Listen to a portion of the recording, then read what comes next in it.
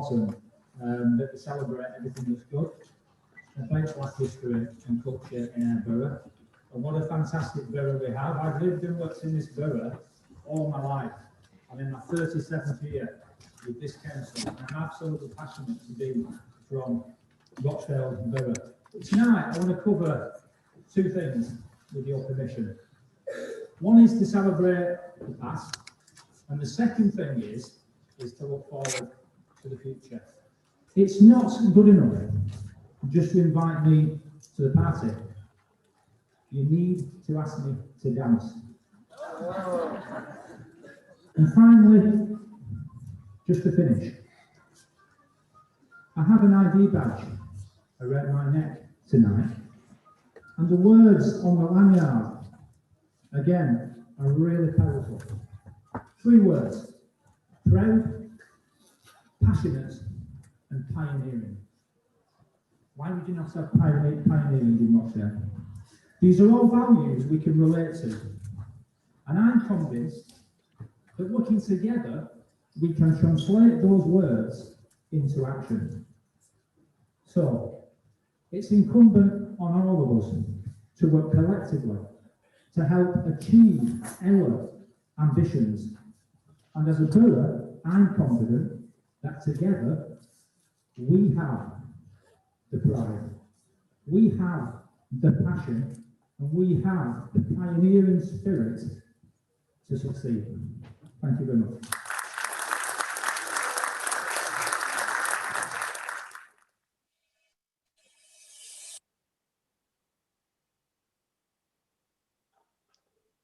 Thank you very much. That seems to be the end of the recording, yes. Thank you so much. And I'm sure you realize that this presentations, the events have been very, very worth the while all these 2 years. We must say, well done to caring and sharing, talking about our wonderful Mrs. Iginla.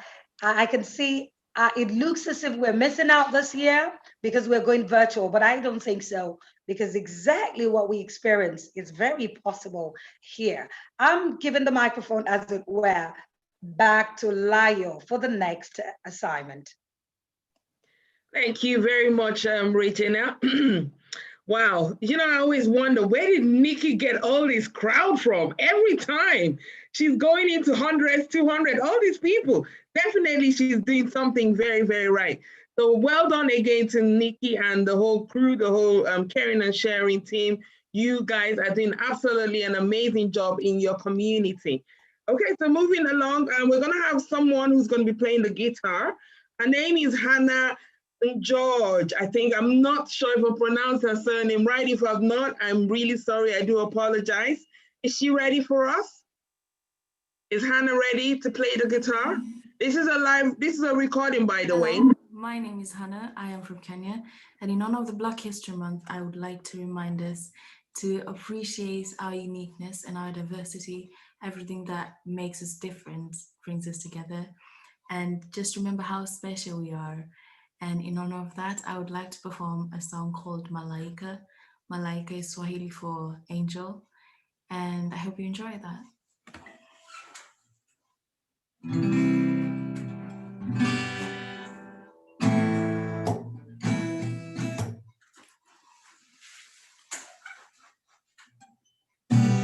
Uko na tabia za kupendeza roho, tabasamu ya kupapasa macho, sauti yako nikisikia pia natulia, yanipunguzia hasira nazo, urembo wako umeninasa roho, siku ya kwanza kukuona kwa macho, sa moyo nimekumia, siwezi kutumia, njoo unipunguzie mawazo.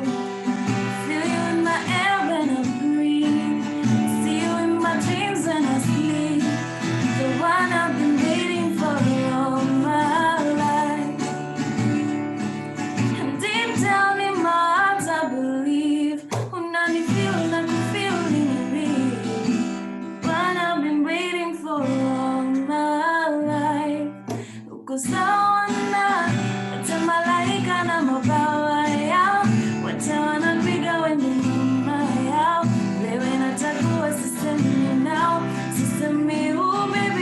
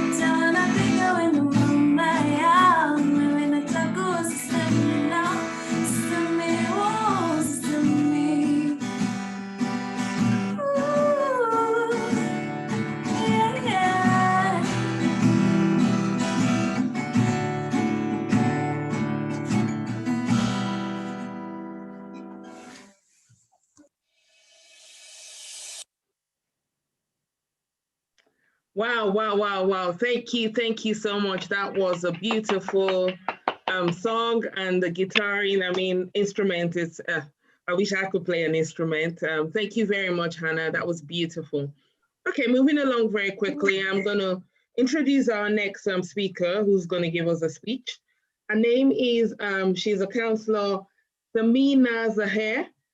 She moved from Pakistan to Rochdale about 16 years ago. She represents Milkstone and Diplish. She was elected in 2014.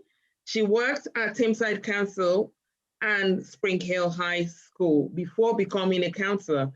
She's an antagonist of racism in all forms. Absolutely amazing. So welcome to on board, Councillor Samina Zaher, please. Hello and thank you. Oh, what an amazing event to see so many people. I think it made my day with this lockdown and seeing so many people from around the world.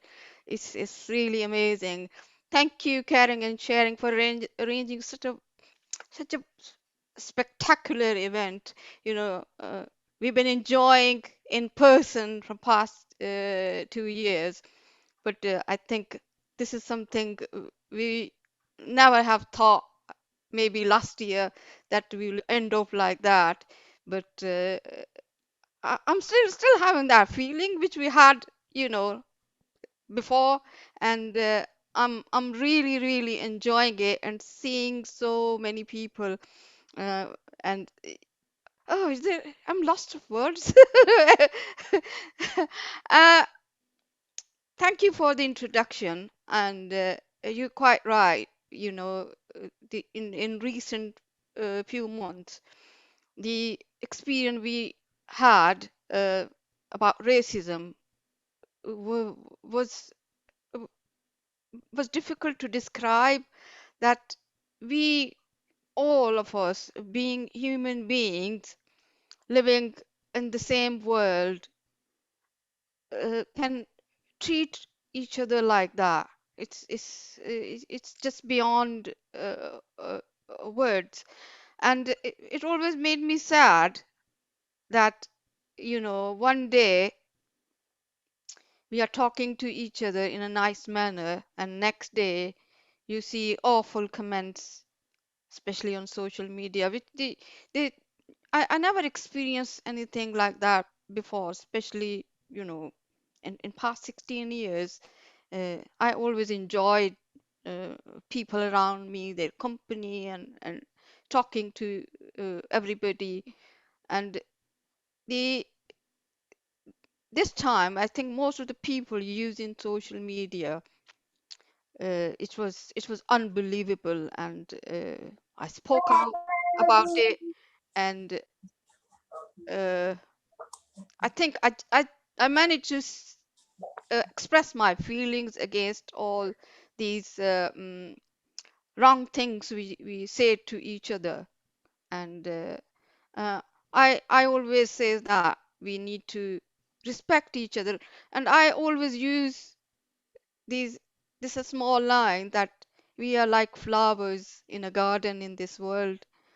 We are all beautiful, and we are, if we just imagine that if you turn a garden into one color, how that garden would look like. Nobody would like that. So if we won't appreciate each other, respect each other, we lose this garden one day. And I pray that we carry on uh, resisting these people who are trying to destroy our garden. And if we stop it, they'll overtake us. And I tell you, they're just minority. They're just a minority of the people who are like that. I always say that 99.9% people are peace-loving people and who care about each other. And let's make sure that we carry on spreading the love and ignore the hate. Because I always believe that if somebody is doing wrong to you, if you do the same, then there's no difference between you and that person. So carry on spreading that love which we need and that peace we need in this world so that we can make this world better. It's been just 16 years I moved into this country and came to work, and I must say I'm a lucky person that I'm sitting today and talking to so many people, and it and this country has given me this opportunity, and I think this country is a country of opportunities, and it is up to the people who come here to grab that opportunity. And there's a lot of people around you who support you to reach that opportunity. And this is what happened to me. There's so many people from this country around me who helped me to get me where I am. And you know, the word I represent is called Milkstone in Deeplish. I always called it a mini world because 28 languages are spoken in my ward, and you move from one door to another and to next street, you'll be amazed the amount of the people from different countries live here. The cultures, the religions, the colors, it's so beautiful. I always enjoy and love it. And that's how I want to see this whole world. Beautiful, colorful, loving each other, respecting each other. And in order to do that, we carry on fighting that minority with love and peace. I would like to say a big thank you to Nikki, caring and sharing, and everybody for giving me this opportunity to uh, talk about my feelings. And I hope that next year we'll be back where we were last year, dancing and singing and eating lovely food and enjoying each other's company and sharing that love and peace. Thank you very much. Assalamu alaikum. Walaikum salam. Thank you very much, Councillor Samina Zaher. That was a beautiful speech you gave. I picked something out from it, the garden. If you go into a garden, it has so many beautiful things in it. And that's what this world is all about. We're all unique and different and beautiful in our own way, the way God has created us. Unfortunately, like you mentioned, there's a few amount of people who don't see that. And let's hope with this Black History Celebration Month, that people's minds will be reset and people will learn to continue to show love and love each other, and just let the love spread across the world. So thank you very much for that speech. I have learned a few things from that. Okay, moving along, would like to recognize the mayor of Rochdale. He's around. His name is Billy Shireen. So I'm going to give you a little biography of him and then give him the chance to speak. So he was born, Billy Shireen was born in 1944 in Castleton. He has represented the Labour Party in the Castleton ward since 2012 and has been an assistant to the portfolio holder for adult and social care since 2013. He is also the older person's champion for the borough. The youngest of 3 children, he attended St. Gabriel's Roman Catholic School in Rochdale, and he attended the Technical College in his youth and has been involved in amateur dramatics for over 50 years, being a long-standing member of the Rochdale's Curtain Theatre as a producer and a set builder, as well as being the Theatre Board of Trustees for Rochdale, UK. So I would like to welcome aboard the Mayor of Rochdale, Billy Shireen, sorry. Thank you, Nikki. Can you hear me? Yes, we can. It's good to show you that I've got my authority with me, just to show you. I apologise for being late. I couldn't get on. There was too many people, would you believe? It said it was oversubscribed. And I'm not that special that they would let me in, so I had to wait until. And I'd like to thank Christine who helped me to get on, which was really, really good. I'm really delighted to be here tonight. It is a rather special occasion, and I understand exactly what Samina said. She's a wonderful counsellor.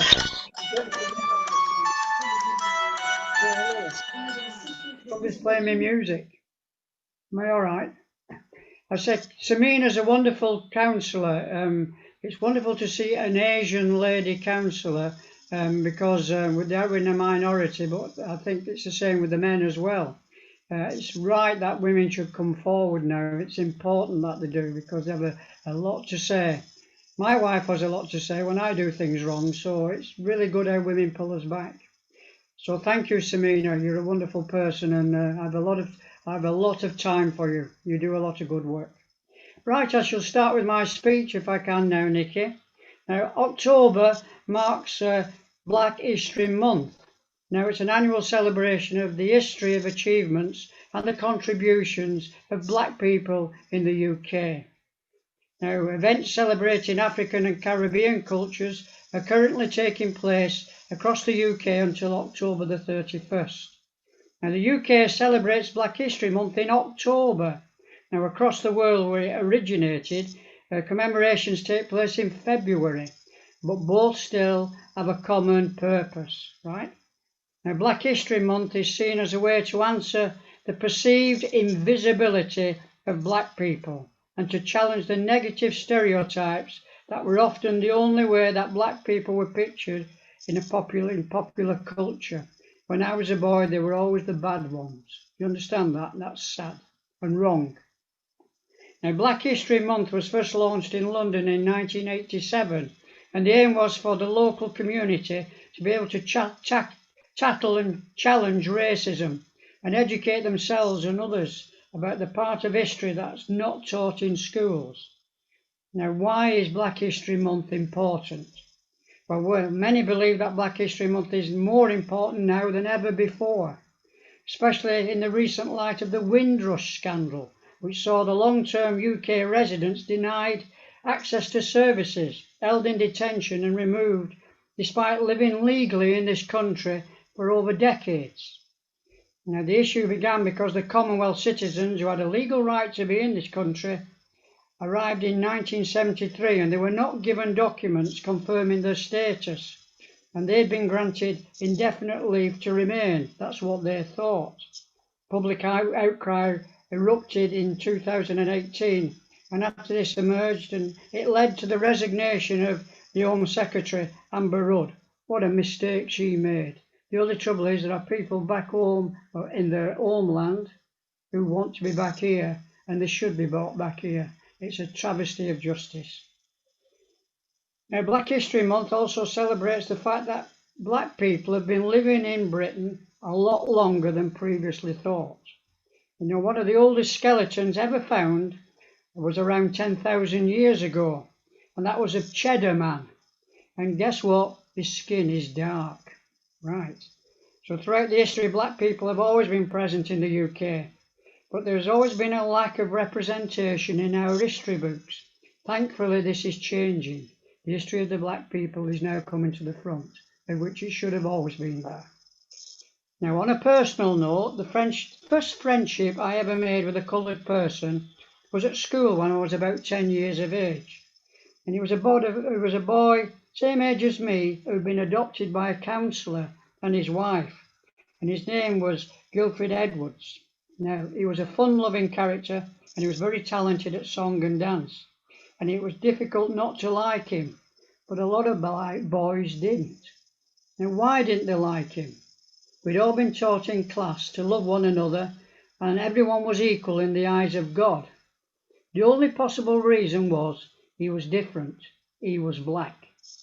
Now, where did the prejudice come from? In children so young. It was a negative stereotyping that black people who were in those days pictured in the popular culture. They were always doing wrong things.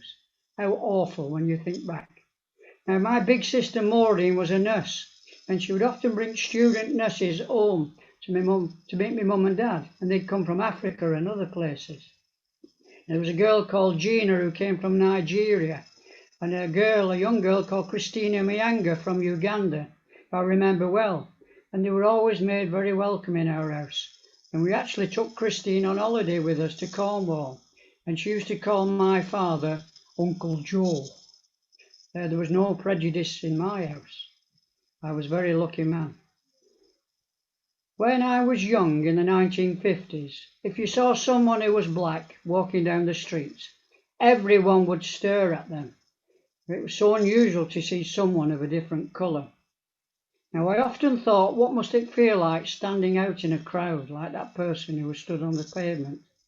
Now, in 2002, I visited China on business and toured several factories in the south. We were making air dryers for the company I worked for in Oldham. Now, during a lunch break, I walked down a street full of workers, and I was the only white person to be seen. Everyone else was staring at me, and it was not a comfortable feeling. Now, when I walk around Rochdale today, being different is not a problem. We have such a diversity now.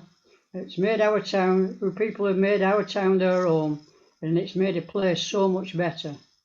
Now, being honest, we're not completely there, but we have come a long way in my lifetime. And Black History is a month helping to make that happen. Now, I hope you've understood what I've said. We have changed, but not changed enough. And there are still people out there who are bigoted. But we've got to pray for them, and we've got to show them that there's wonderful people around. There's a wonderful black person called Jeff Thompson. He's an MBE. He's also a deputy lieutenant. Now, Jeff is the former 5 times world karate champion with 4 honorary degrees behind him.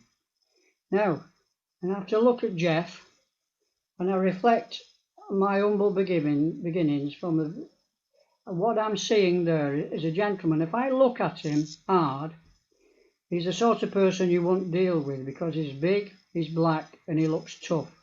What you've got there is a big black intellectual with a very mindset of helping people. It's not what we look like, it's what we've got inside. And you've got to look deeper into the person to find out what the person is like and who they are. And that's what we've got to find. It's not the skin, it's not the colour of the skin, it's not how big they are, it's not how massive they are, it's not how handicapped they are.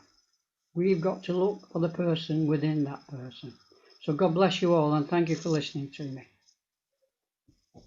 Wow, thank you so much for that. That was an amazing speech you gave. You mentioned something, God.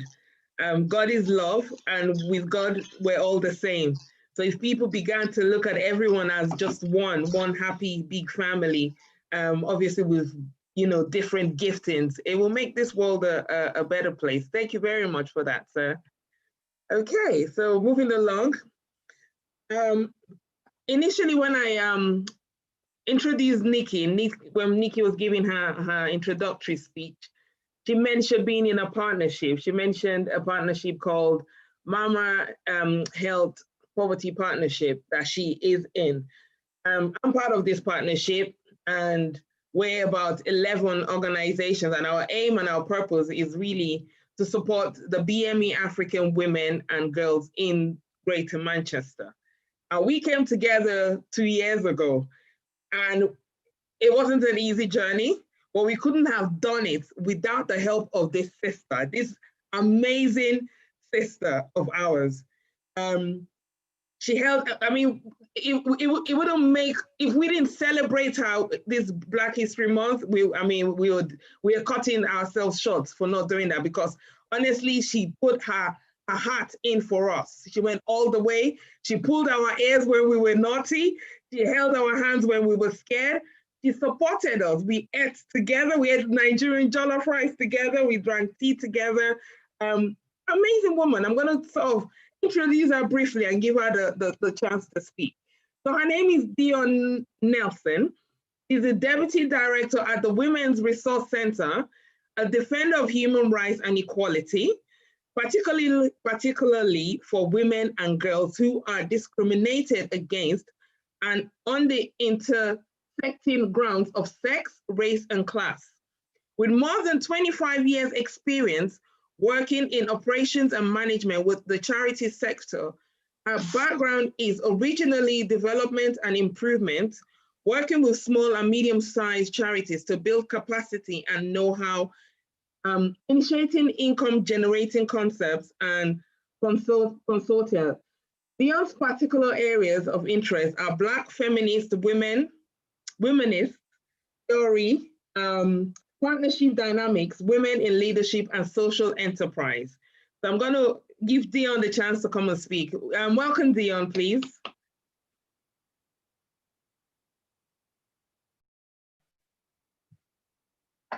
What an introduction. Thank you so much, sister. So happy to be here. Good evening, everyone. And how are you all? It's a great event so far, isn't it? I'm so glad to be here in the great company of kings and queens, past and present. How do you explain things when things are not going right with your mindset? Or better still, how can I explain how one achieves a reset mindset? Well, I think the answer will be different for each one of us, but believe we will all be inspired by the end of the evening to answer that question. Thank you, Nikki, for inviting me, and thank you all. So what comes to mind when thinking of resetting mindset? Mental reboot, spiritual reset, or something else? In the words of Catherine Rose, founder of the National Caribbean Heritage Museum, 2020 has been a mirror up to the world and forced many of us to see the reality of racism in all its guises.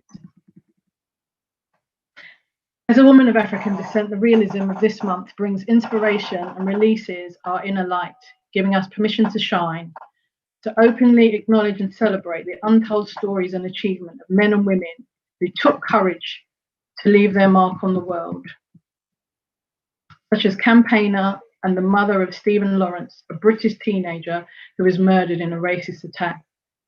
Doreen Delsita Lawrence, now Baroness Lawrence of Clarendon, who in search of justice brought institutional racism to the forefront.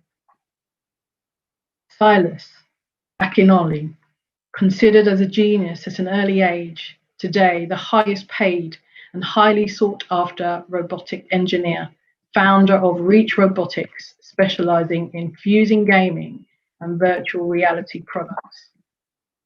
Organizers, freedom fighters, and justice seekers, improving the lives of African Americans and rebuilding the Black national movement, and creators of Black Lives Matter, Alicia Garza, Patrice Cullors, and Opal Nometi.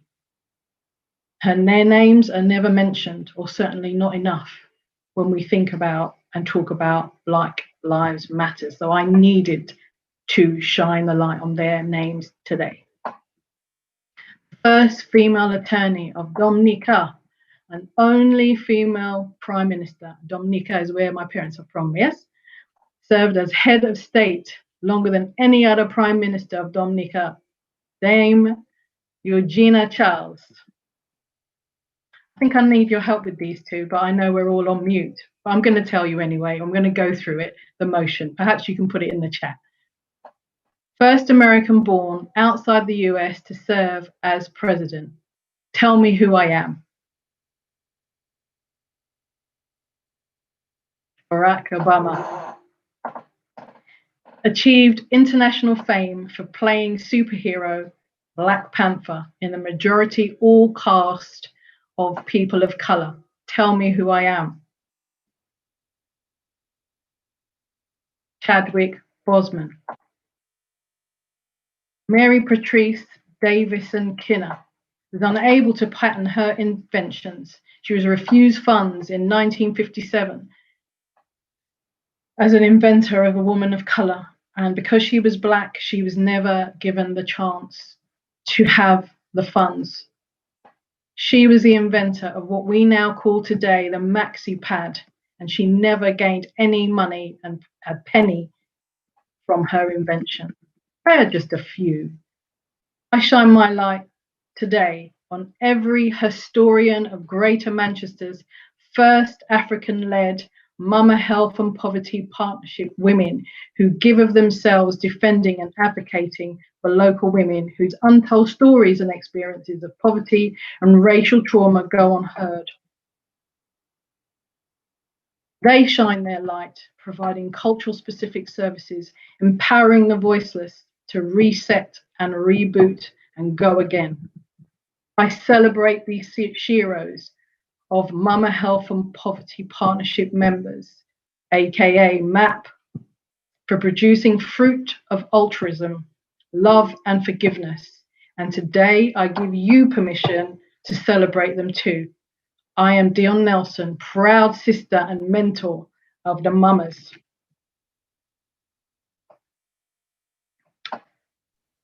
Thank you very much, Dion. Thank you, thank you, thank you, thank you so much for everything you do, for who you are as a person, and just thank you. God bless you immensely. Okay, so I'm going to hand over to Regina now, who's going to carry on with the next part of the program. Thank you so much, Layo. And I was carried away, you know. Did you notice that I was thinking she should say more. I just wanted her to keep talking and talking and talking. I'm already falling in love with such an amazing personality. Ladies and gentlemen, if you're just joining us, of course, you know what we're doing. We're actually having the Black History Month 2020 virtual. It's a special one. It's a very, very special one given the situation. As far as I'm concerned, Caring and Sharing, Rochdale Borough Council, has done a great deal of a thing by organizing this despite and in spite the situation across the world. Of course, we know our theme is resetting mindset, and we've been hearing and listening to great speakers, starting from Professor Erima, how she talked about we knowing the kinds of words we tell our children when we're referring to our homeland, so as not to give them impression that the homeland isn't it. And of course, we know what our own dear counselor talked about, a beautiful woman that described, I should just describe relations of different colors in a way that I would never forget, talking about the guarding, let's not allow the few destroy the garden. And that's true. If you have the garden all white and not a drop of some black, you know, it would look just somehow. So we need the black, we need the white, we need the colors, we need everything. And of course, thank you so much, our own mayor, talking about Billy Shireen for his amazing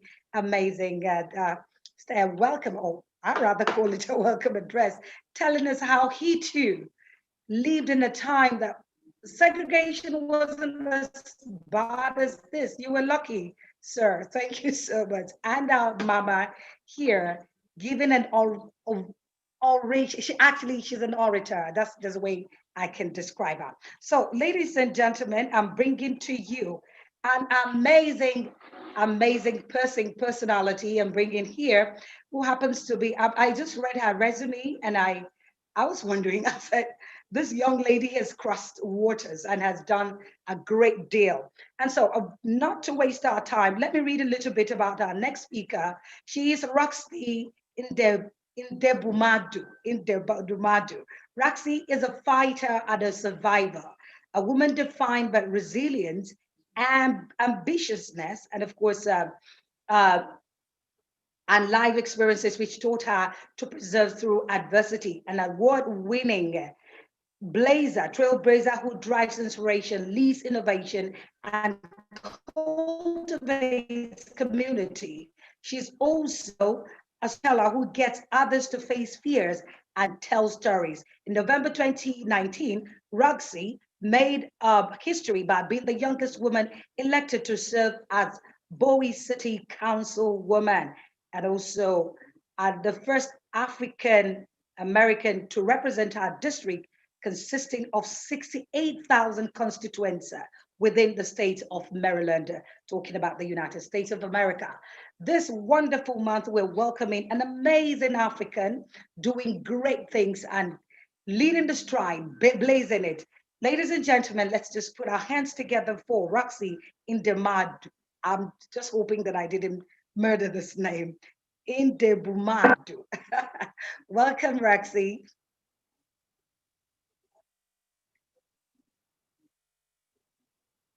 Is Roxy here? Please help us check. Not at the moment. Not at the moment, okay, but we might as well go to the next speaker. I'll be going straight on to the next speaker. Another amazing, amazing personality, none other than Anita. Let me just read a little bit about Anita so that she comes on while Roxy gets ready. Please let me know. Anita is 16 years old and a Nigerian Irish heritage. She was the former NYP for the Rochdale Borough and currently attends Crumpton House 6th. And she's a social activist and represents the Human Aid Relief Trust, that's HEART. That's the US program, and Upendo charity organization as an ambassador. She has written several spoken words pieces on global and national issues, one of which was set at number 10 Darwin Street in front of the former Prime Minister Theresa May, and has also led her to be invited to the House of the Lords to speak about, or House of Lords rather, to speak about her work. Let's welcome Anita, ladies and gentlemen.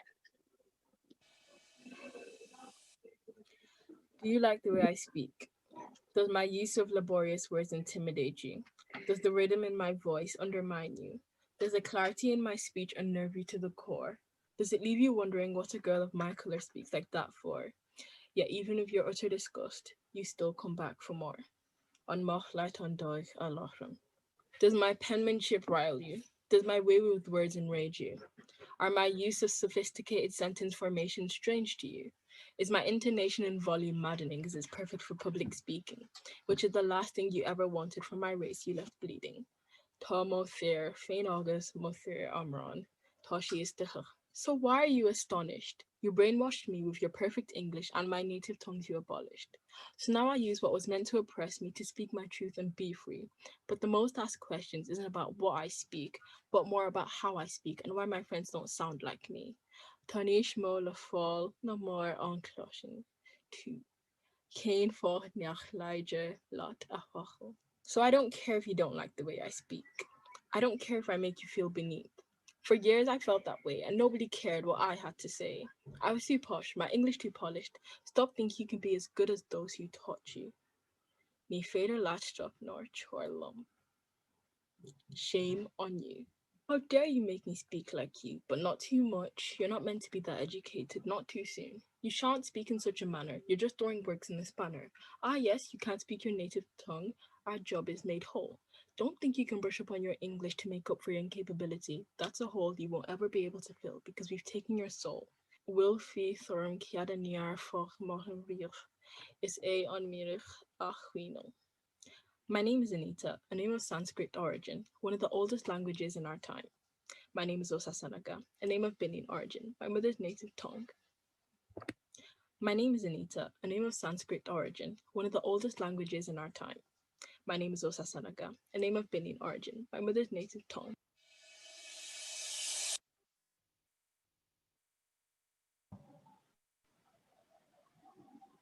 Thank you all. I would just like to speak quickly about that because there's a bit of background to that poem. So I wrote this poem when I was in year 11, and basically every year they do a speaking and listening test, and they pick like a few kids and they make you basically speak about a topic.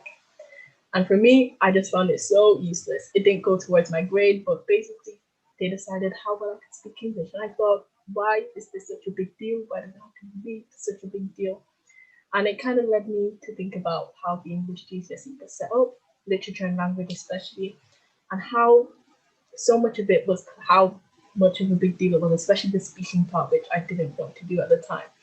And it wasn't because I couldn't speak English, I could, but it was more because I didn't think it necessary. And it kind of led me to think about the names I use. I use Anita as my first name, even though also always says my first name.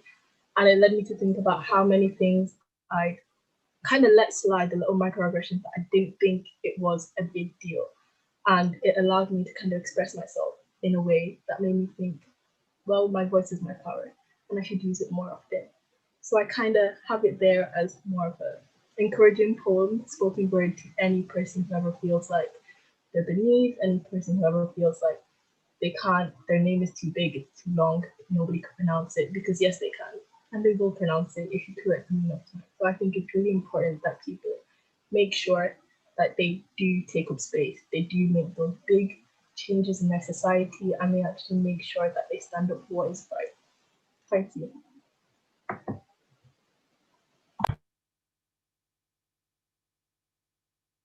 Anita, I couldn't, I would have wanted you to go on and on and on and on. You know, being an old school, I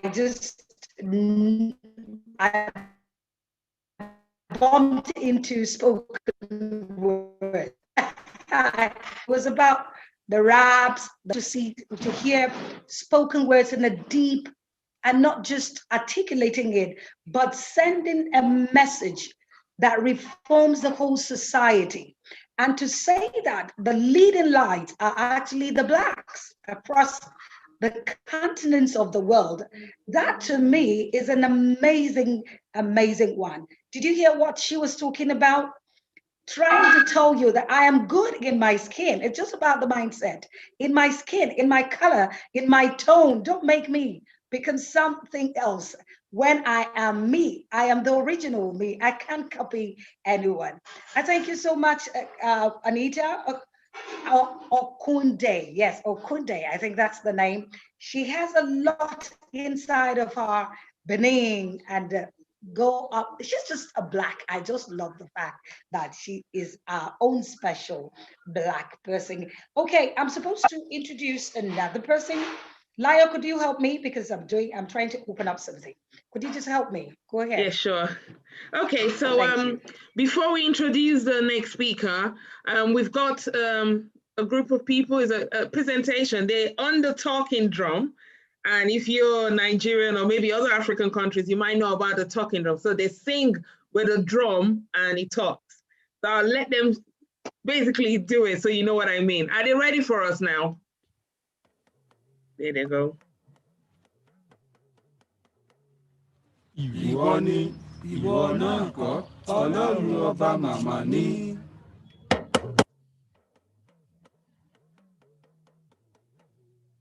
Ìwọ ni, ìwọ náà kọ́, Ọlọ́run ọba màmá ni. Kẹ́rin àṣẹ rìn, kẹ́rin àṣẹ rìn. Àròṣàbóró Council. Àròṣàbóró Council. Happy Black History Month. Happy Black History Month.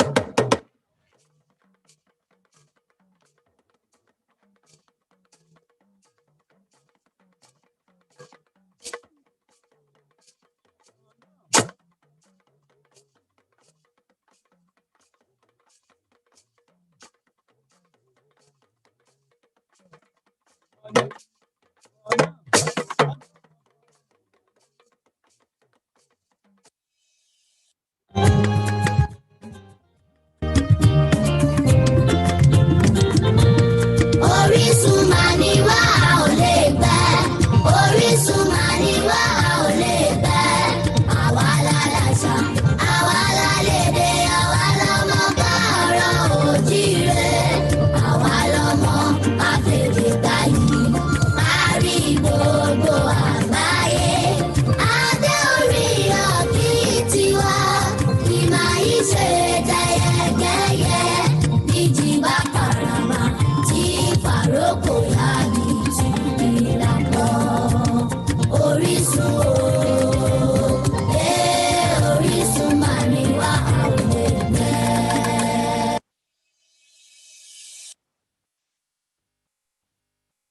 Wow. That's the Nigerian culture right there. The talking drum is the Nigerian culture, the girls dancing and singing in the beautiful Adire fabric. That's the Nigerian culture. Is beautiful.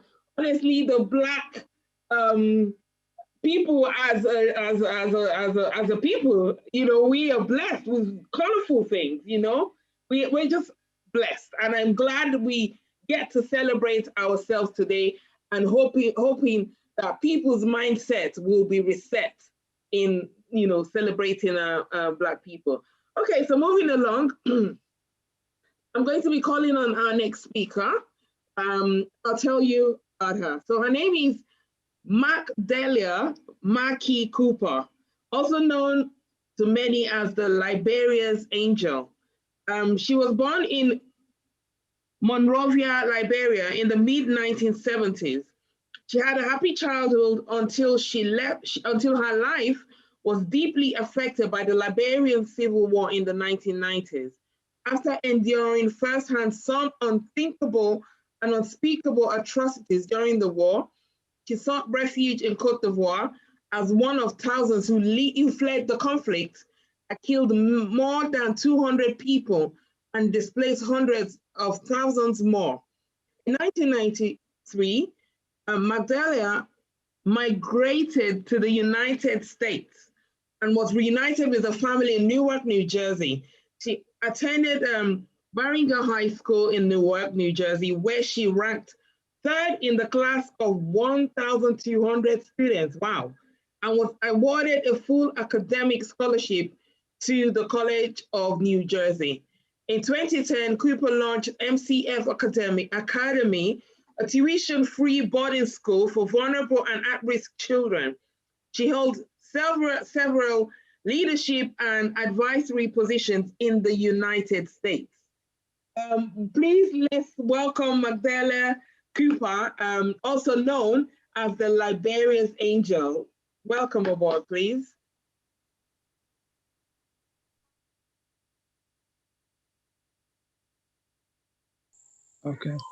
Okay. You're on mute. You've gone on mute. On mute. Okay, there we go. Can you hear me now? Hello? Yes, we can. Loud and clear. Yes, sorry. Very good. Hi. When you started reading my bio, I got a little afraid because it's quite long. It's quite extensive, and I'm glad you cut it short. But it's a great honor and a privilege to be here and with all you wonderful, amazing people from all over the world. I'm currently, sorry about that, my dog is sitting here. I'm currently in my home in Monrovia, Liberia, where I reside now. As you read my bio, I migrated from Liberia to the United States as a war refugee when I was just a teenager, and was privileged enough to have gotten a scholarship to obtain a college education, because without that, I wouldn't have ever been able to afford university education. Worked in corporate America for a number of years, lived in New York for about 20 years, started a foundation that helped me channel resources back to Liberia to help those young people who weren't so lucky as I was to have gotten a United States visa to go to the US and pretty much get a better shot at life. But long story short, the foundation work has been going great. We've built several schools around Liberia. And eventually I just saw that the work I was doing as a philanthropist was, I'm going to go to the Black History Month and change the mindset, but I have to just finish up this little short story. I started seeing the work I was doing as a philanthropist was not a private or citizen's responsibility. It was government's responsibility to its people. And so I jumped into politics, and I ran as the only female in the last presidential general election. And I was the only female in that race amongst 19 men. And I think the topic of your show today was exactly why I got into the race. Changing the mindset of our people, changing the mindset of the youth, especially the children, the women and children, but not necessarily change their mindset to fit the American mode that I was accustomed to, that I had lived in. It was pretty much the mindset of what do we want as people, because I strongly believe that we should never compare Africa to any other continent. I think Africa has its own unique sort of structure around it, and I don't think we should change our mindset to a Western mindset. I do think we should keep our very unique mindset, but still be able to compete in the world and compete in our own sense, in our own tradition, in our own way. because we can't just change our mindset so we all globally be the same people, but we can still respect the differences of people. And so for me, changing the mindset is we have to be very careful with how we even talk about that to our next generation, to our children. I'm a mother of 3 biological children. I have 2 adopted children, and I support hundreds of children's education around Liberia. And so I'm called mommy.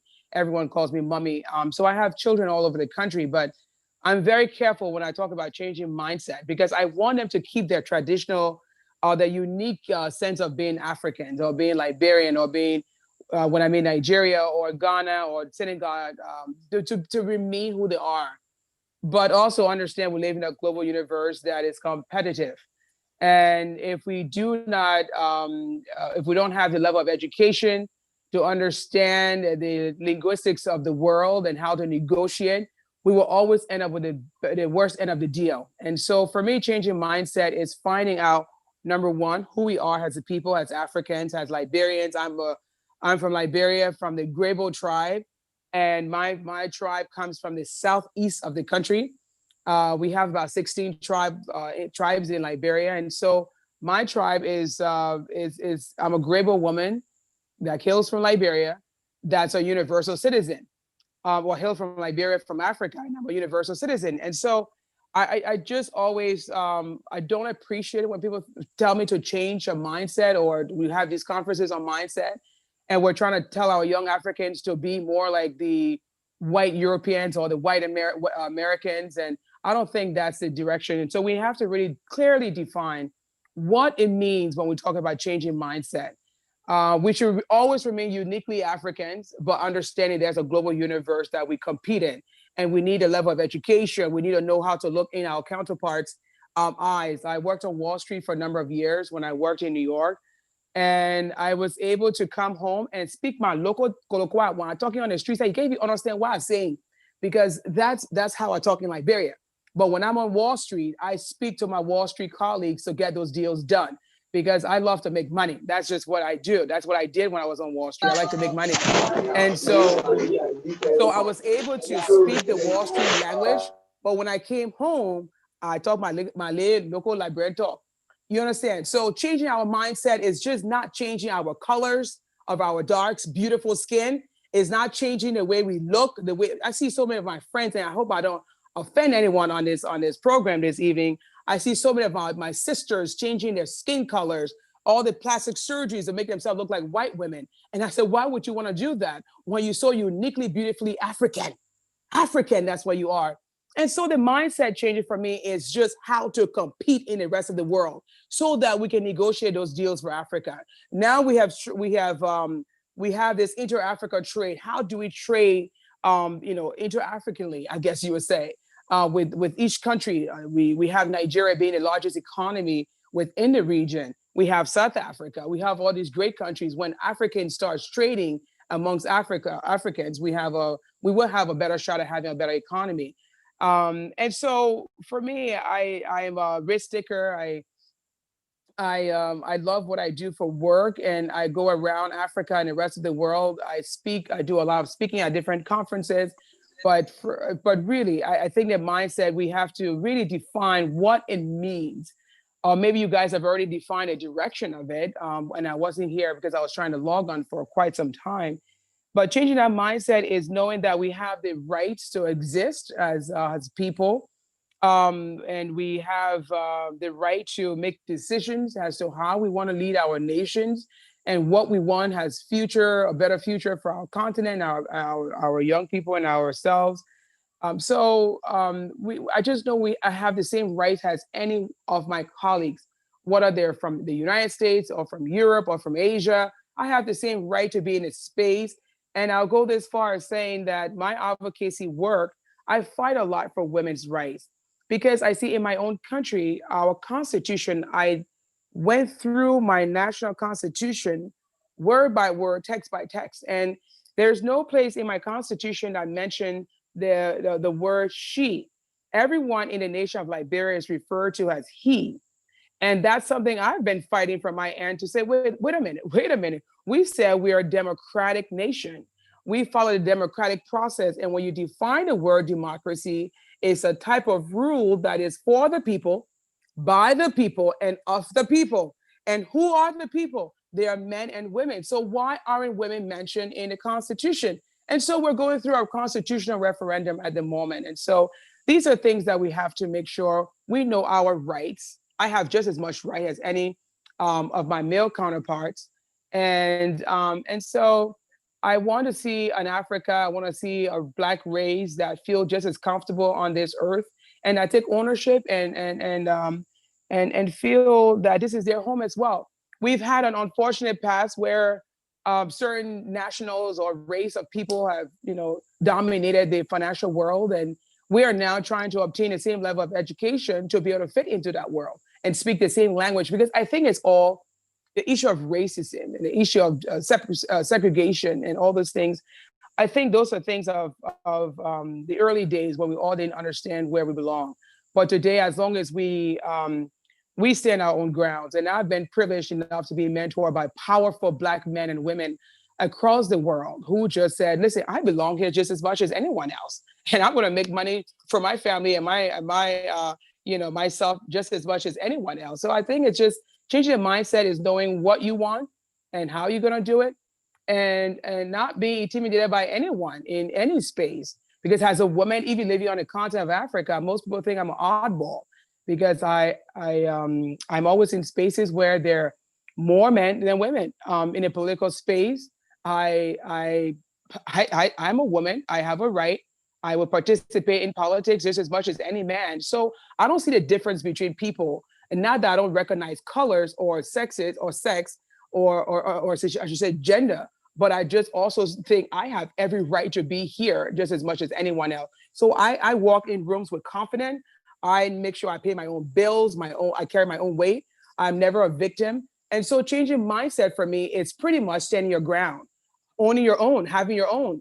And so when you open your mouth to speak, people know that you're not just another beggar or helpless person, trying to come and take from them. I never want anything from anyone. And I think if I see more, I encourage women. I started my own political movement, the very first one in my country to be started by a woman. And what I did was not just to start a political movement.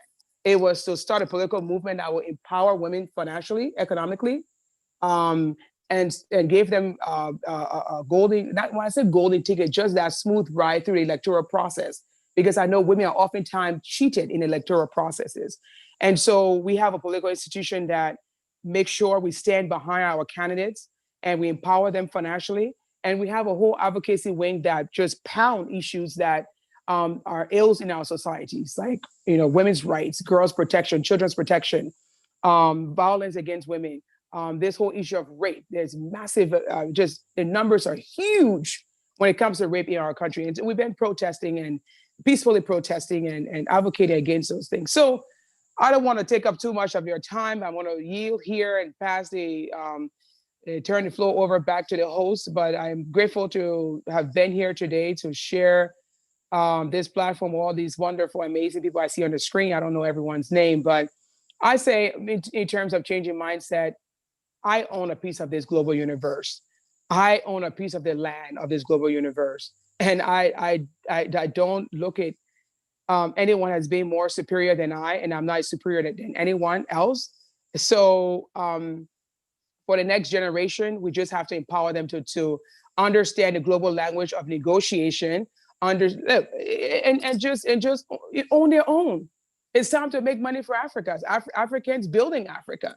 So we're not inferior to anyone thinking that we have to wait for the Western world to come and build Africa. We can do it ourselves, and then we can invite our Western friends and partners to come in and partner up with us. And partnership means 50-50, not 90-10 or 70-30. These are things that cause people to look down on us as a race of people. And so when I see our government negotiating deals and they say partnership, and then the Western world has to take 70%, 80%, 90% of the responsibility, and we're acting like we are beggars. We're not beggars. That's we have right. the world's resources. Yeah. We have everything the world needs to survive. And we got to stand and behave that way and negotiate. That's And right. but when you have the same level of education, you would not hold back. And because I went to university with my white colleagues. And so they cannot come to me and say, I want to negotiate your resources for, I gave you pennies and, you know, a charity and I'll just take your stuff. That doesn't roll with me. And I'm not trying to be arrogant, but this is a confident Black woman that understands I own a piece of this global, you know, universe. And so I yield here and turn the floor back to you. Thank you, thank you, thank you, thank you, Liberians Angel. Thank you, sister. Man, you're full with a lot of wisdom. You're blessed. I have to hook up with you, girl. Thank you so much. And you're right. Every one of us on the part of this planet, we have to put a mark on it. We shouldn't feel intimidated, or we shouldn't feel less of a human being. We should put ourselves up and do what we have to do to leave a mark on this planet. We must make a difference. We must. Oh man, you're on fire, girl. Thank you so much. Wow, that was amazing. Okay, let me call on the next person. Sorry, my phone has just gone. Okay, sorry about that. Right, got it. Wow. Honestly, this Black History Month, this mindset change. Oh man. Anyway, let me move on very quickly. So I'm going to call on the next speaker. I'm going to just read a short bio of him. So his name is Linford Sweeney. He's a cultural engagement specialist, a Black history educator, a genealogist, and an author from Manchester. Since 2015, he has been delivering classes, courses, workshops, talks, and researching family histories. He has delivered to schools, colleges, universities, local authorities, churches, communities, by organizations, private companies, and the NHS. In addition, he is an author of 2 books and enjoys creative writing. Welcome aboard, Mr. Linford Sweeney. Thank you for having me. Yes, I'm so glad to be here, and thank you very much, Nikki, for inviting me, and for the team as well, inviting me. And I have to say that this is an absolutely wonderful theme. And so resetting the mindset is a great theme for this event. However, to me, it is about resetting the responsibility mindset. So many times we may fail to take responsibility for our actions by taking freedom for granted. It has been said by many that there is no freedom without responsibility, and no responsibility without freedom.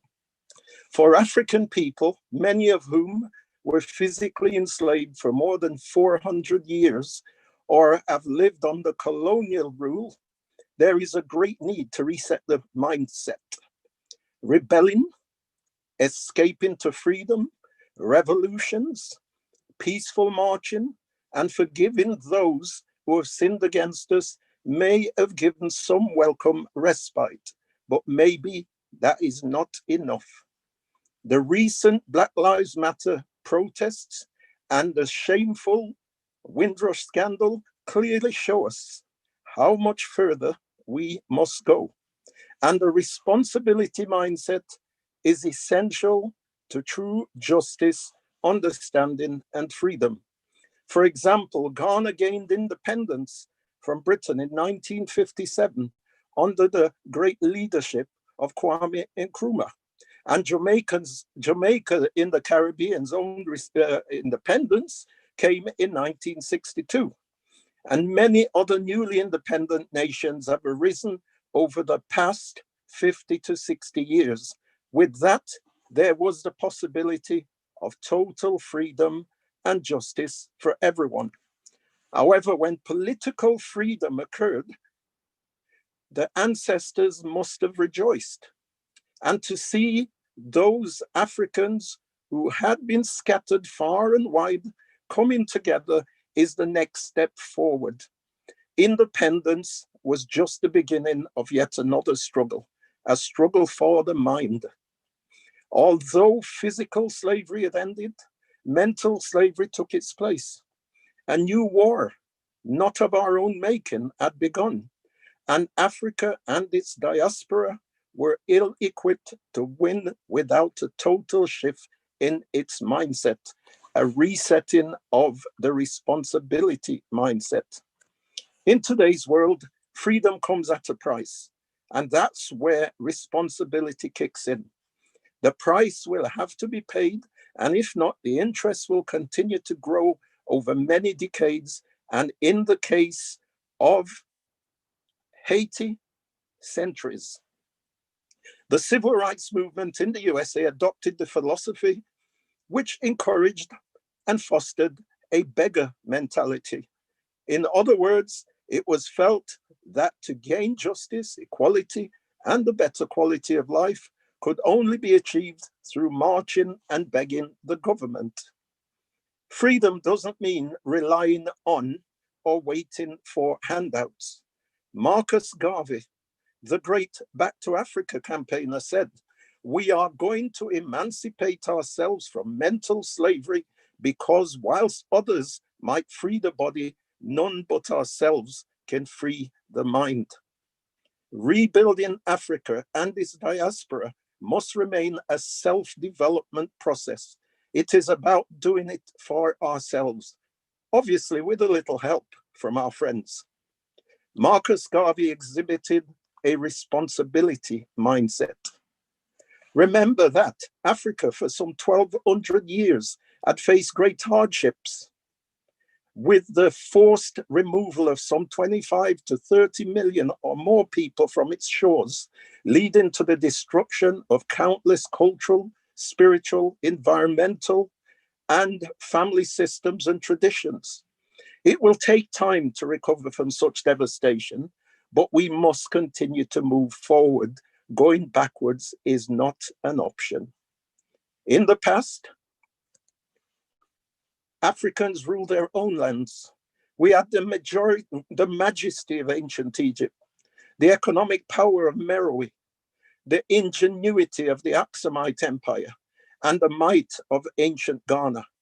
Later still, the golden age of the Mali Empire and the commercial savvy of the Songhai Empire. Each of these African empires and kingdoms exhibited a responsibility mindset. We know that a disconnection from spirit and the ancestors is also disconnection from the creator. Lack of cooperation amongst ourselves will only destroy the achievements of succeeding generations, and failing to progress together is continued mental slavery. To be African is a continuous journey. To be African means building on the past to construct a new future of possibilities. So resetting the mindset is acquiring a responsibility mindset. Thank you very much. Thank you, Mr. Linford Sweeney, for that. That was amazing. So I'm going to hand over to my co-host, Regina, to take it from here. Wow. Lyle, thank you so much. Do you know what happened? Lyle, can I tell you something? It's a secret. Go ahead, girl, I'm listening. You know, my background has, it's you can see bookshelf. Yeah. I've been feeling so cool that I have books. But when I saw Mr. Sweeney, I got intimidated. I just felt, I said, why on God's name did I allow my background to be this? Oh, amazing. No, you know, I have to eat a little bit from our wonderful lady, our own wonderful lady that came up before Mr. Sweeney. Did you notice that I'm telling you, the confidence she exuded just gave me that feeling that makes me proud. And I'm sure every participant is already proud of Africa. If you had actually had it on a level 0, I'm sure it's on 50 now, because Africa has got so many talented, brilliant, intelligent. It has always been there in history. We're just reminding ourselves and resetting the mindset and telling us that we are enough as we are. Thank you so much, sir. So thank you so much. Well, I read a little bit about our speaker, next speaker, so I wouldn't want to be budding the reading again, but let me just say a little bit about her. Roxy Ndebumadu is a fighter and a survivor, a woman defined by resilience, ambitiousness, and life experiences which taught her to preserve through adversity. Roxy actually she's the youngest woman elected to serve as Bowie City Council woman and the first African American to represent her district, consisting of 68,000 constituents within the state of Maryland, the United States of America. So let's welcome Roxy.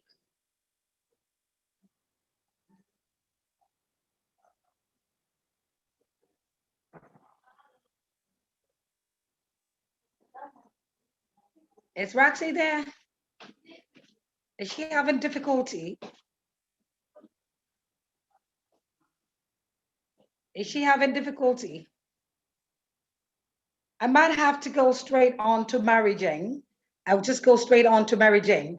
Okay, another great African, a beautiful woman. I've had a course to introduce her on few platforms. Again, I am introducing this amazing 22-year-old Gambian, a law major who graduated or has graduated in August 2020. She works as a program associate for Innovative Gambia under the Women Boss Project, and which is a center for innovation, entrepreneurship, and leadership, where women curate and collaborate, learn, and engage. Just a little bit of Mary Jang. Ladies and gentlemen, let's welcome this amazing young African woman.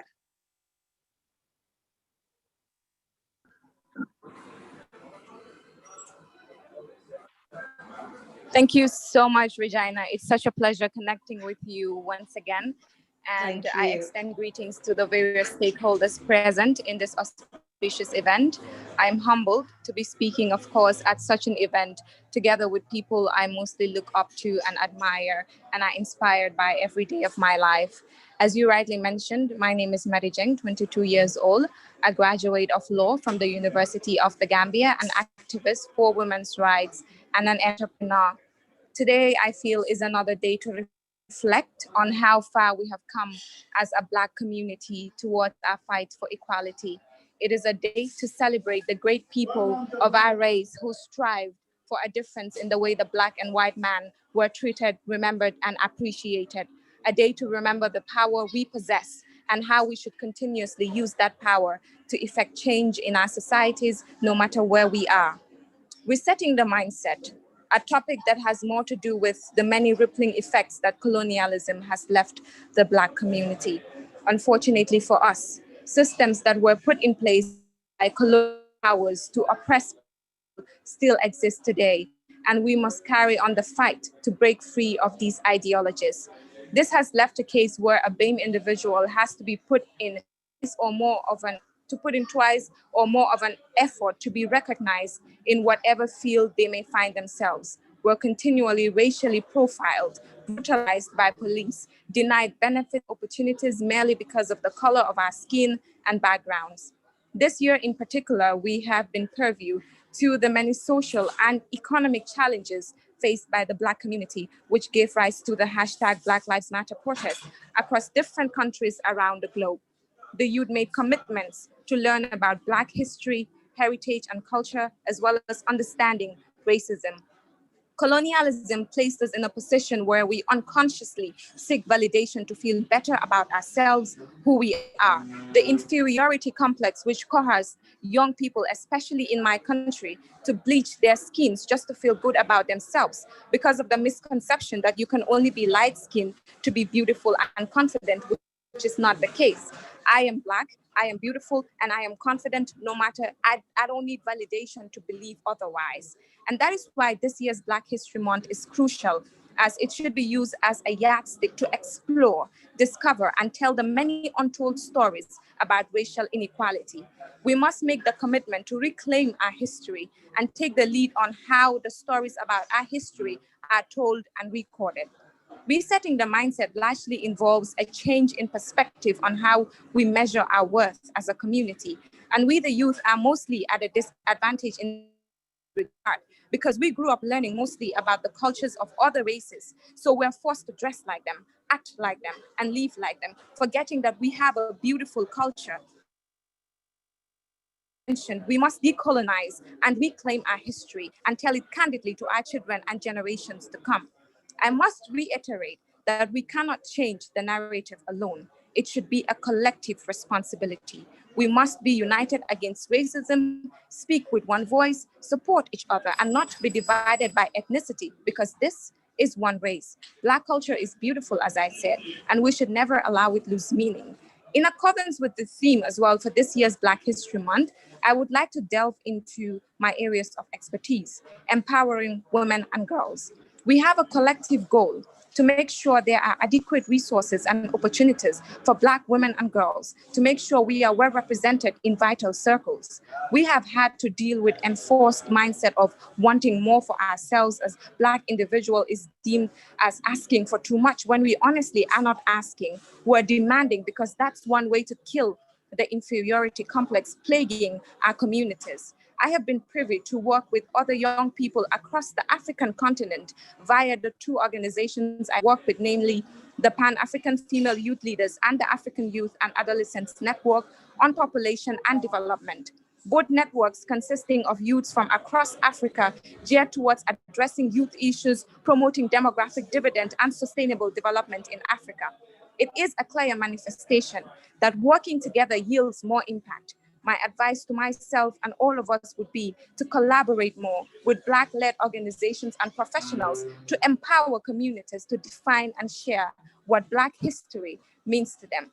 To everyone that is present here today, I want you to understand that you should be confident, you should be comfortable in your own skin because you're beautiful and you're capable of disrupting and making a huge impact in the world at large. Thank you so much. Thank you so much. Thank you so much, Mary Jane. Always a pleasure listening to you. You are assertive, you know exactly where you're going. And that tells us that the African continent, I'm beginning to think that the African continent leadership is shifting. There's a lot of shifting that I'm seeing. I'm being a prophetess here. I am seeing the women taking the reins of leadership. Does anyone believe me? Women are taking the forefront in leadership. Not that we don't like the guys, we love them, but we are beginning to see that women are standing on what they know they have, and equality is amazing. Thank you so much. Thank you very, very much, Mary Jane from Gambia. The 22-year-old is doing great and marvelous things in that part of the continent, the continent. So we are coming straight on to a recorded message coming from Russell Subai. Ladies and gentlemen, just let's watch.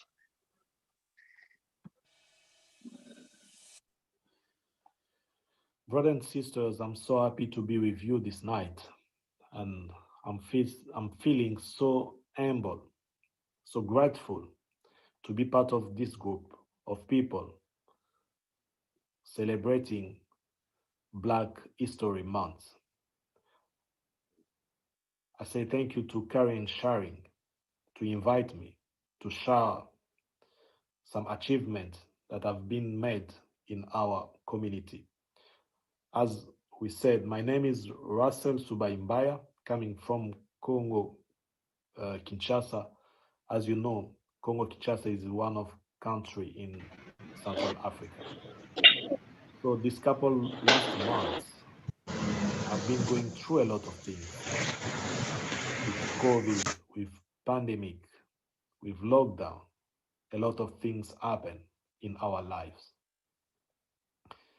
In our community, we lost a lot of people, and many of us lost jobs, and many of us saw the relationships broken, and also some of us have been stuck somewhere and start a new life because there is no flight, they cannot travel.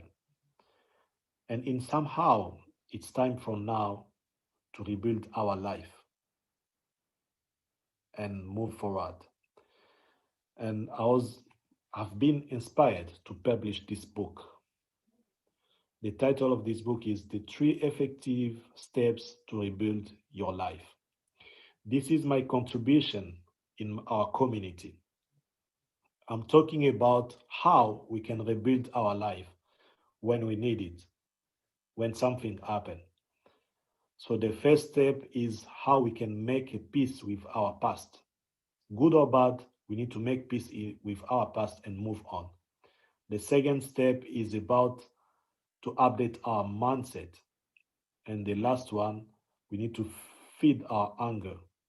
Body hunger, heart hunger, soul hunger, spirit hunger. So it's just a small book with 156 pages, published in Amazon. You can find it in English, French, Spanish, and other 8 languages. And also you can find it as an ebook, audiobook, and paperback book. This is my contribution to the community.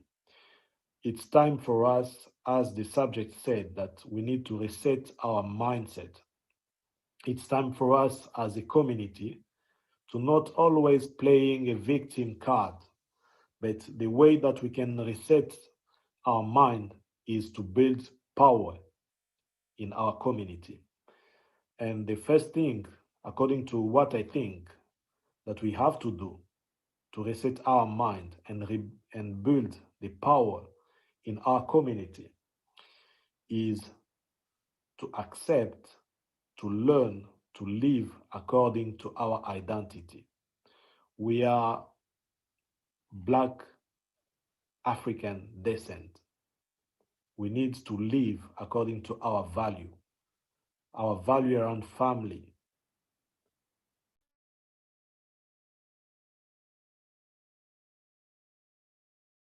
Sorry, you've gone on mute. We can't hear you. Russell, you've gone on mute. We can't hear you. It's recorded. I think when he recorded it. We need to live according to our ancestral value about nature. They respect nature. They keep nature. They never dominate nature. They lived inside of nature, and we are the guardian of nature. And also, we need to live according to our value, as I said. The second thing that we need to do as to reset our mindset is about economics. We need to build our economics as a community. As someone said, £1 in the pocket of the Jewish community will remain for 2 weeks. £1 in the pocket of Indian community will remain for 7 days. And £1 in the pocket of Black people, Black community, will remain only for 1 day. So it's time for each of us to think how I'm using my £1, where I'm buying stuff, where I'm buying my food, where I'm buying my clothes. Did I spend my £1 within the community, or I spend it out of the community? There is a lot of things to say about it, but we need to build our economics. We need to reset our mindset about the education of our children. It's time for us to think about our education. The colonizer used 2 effective tools to destroy our mind: school and religion. As Malcolm X said, only a fool leave his enemy to educate his children. Only a fool would let his enemy teach his children. It's time for us to teach our children. I don't know exactly about the law, about UK law according to the education, but it's time for our mother, our sisters, to do some homeschooling. It's time in our community, the one who has power can build schools so that our children can learn the true stories, can learn our identity, can learn our value. And also it's time to think about political position. People from us, from our community, we need to push them to have some political position that they can take a decision so that we can become powerful. There is a lot of things we can say about it. I need just to share this thought with you. Thank you so much for taking time. It's time to reset our mind. Okay, an amazing one also. You know, we keep having them, everyone coming with a different dimension and each one giving a poignant position as to how we will reset our minds. We cannot. If we must grow, we must make ourselves grow. Growth is first within before we become outside. So I guess a lot of us are taking home a lot of ideas that would change our minds and give us a new direction. A little bit about Rosal Subayi-Mbaya. He's a Congolese married and the father of several children. I wish I could ask him. He's an author and writer, living since 2017 in the UK. He worked in the past as a journalist and manager in several humanitarian organizations. Well, that is a little bit about our last speaker that we watched just some few seconds ago. Let's relax a little bit. Yes, let's relax a little bit.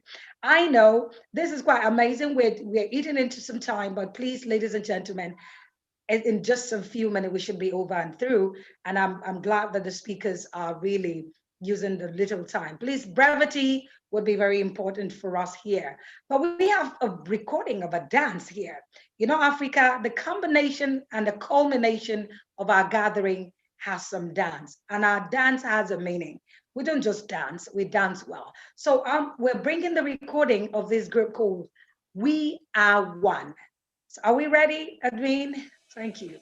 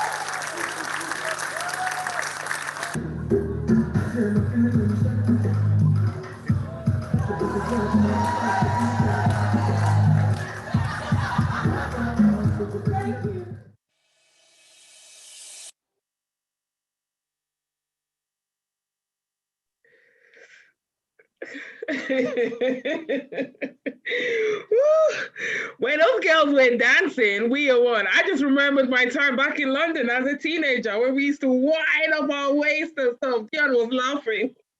Woo, wow, amazing. I like to see young people, confident, young girls being able to do things, It's a great thing to see our young girls and, of course, young women confident in everything they do. Okay, so moving along, we have a poem by Islam El-Baghi, I think. I'm sorry, I'm bad with some names. I apologize.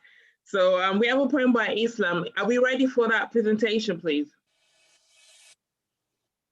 Black History is a month of recounting our legends, counting our forces, counting our blessings, celebrating our partnerships. But listen, it doesn't end this month. Year in, year out. Like L'Oreal, you are worth it. To all the people who are not Black like me, and yet celebrate me, we reset our mind to acknowledge that we are not alone. We are in this together. A colorful word, Black, yellow, red, and white. As we celebrate our pride and roots as Black people, we celebrate you too. Happy Black History Month. We are celebrating the 11 legends who walk among us, right in the center of our community, gracing our meetings, identifying us as heroes and sheroes. Our beloved Blossom. Charity begins at home, she says. My darling, be a hero in your mom's kitchen, a shero to your little brother. Above all, be true to yourself. The world is watching and waiting for you to shine. Russia the writer. We did not just happen to be living side by side, black and white. Someone fought hard, tooth and nail, know your roots, and proudly embrace. Team Rochdale Council, our light in the shining armor, promising to bring to book the culprits who discriminate against Black students at the corridors of our schools.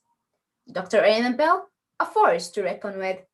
Let me tell you something, young heroes and sheroes, you are not too young to fight. But remember, the fight against racial discrimination is not an emotional one. It is from an intent and an intellectual stance, so be smart about it. I know, Nazarene, our light at the end of the tunnel, clad with some real talk. You know what? After all is said and done, you gotta take care of your mental health. It's okay to step back and unwind.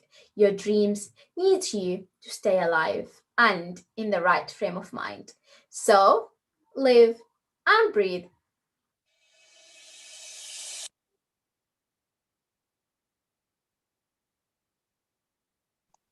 Wow. I mean, that young lady just recited some things she heard from me, from Dr. Rimabel, from a few host of women. Wow, I'm impressed.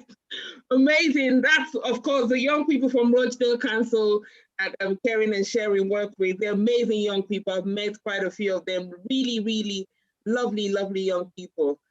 So well done again to your team. Amazing team. Okay, so the next person I'm going to be calling, I'm just going to introduce her name, but she has a representative who will be speaking on her behalf. And we all know what's happening in Nigeria at the moment. And so we have all our dignitaries, everybody is running around, of course, trying to find solutions, trying to support our young people back in Nigeria. So this is one of our dignitaries who unfortunately can't make it, but she has a representative. And we have also people who are trying to join in, but you know, we've gone past our capacity. So they can also join in again on Facebook, and I think on YouTube it's streaming live as well. Okay, so the next speech Sorry, Layo. Sorry. Right. I want to apologize to everybody that registered. We have over 200 people that register in Eventbrite. We are so sorry. It's a technical that did not allow you in. So anybody listening to us on the Facebook or on the YouTube, we are so sorry that you couldn't get in. Thank you very much for signing up. Thank you. Sorry about that, Layo. It's very important to apologize to people. Thank you. Yeah, absolutely, Nikki. Of course, she passed the information to me. I probably didn't deliver it properly, so I'm glad she came on. Apologies to everyone who couldn't get in. Of course, we had gone past our capacity, that's why. So thank you all again for registering and for joining in. Okay, so the next speech is going to be from Honorable H.E. Talen Pauline. She's the Nigerian Minister of Women Affairs. But like I mentioned earlier on, because of things going on now, she can't be here, but she's going to be represented by Princess Joanna Jumai Idonji, Special Advisor Technical for the Nigerian Ministry of Women Affairs. Over to you now, please. Princess Joan. Yeah. Sorry, the system have kicked them out. I'm very sorry because I'll be on phone here and the system have kicked them out, even from the Oni of Ife Palace. The system has kicked them out. So we can go on, move on to the next person, please. Sorry about that. Okay, so we have our important dignitaries from Nigeria, but the system have kicked them and we know how Zoom works. So let's hope they'll be able to join us soon. So I'm going to hand over to Regina, who we take on for and call on the next people. Go ahead, Regina. All right, thank you. Oh, they're back inside now. Okay, are they? Okay, that's fantastic. If they are. Okay, are they here?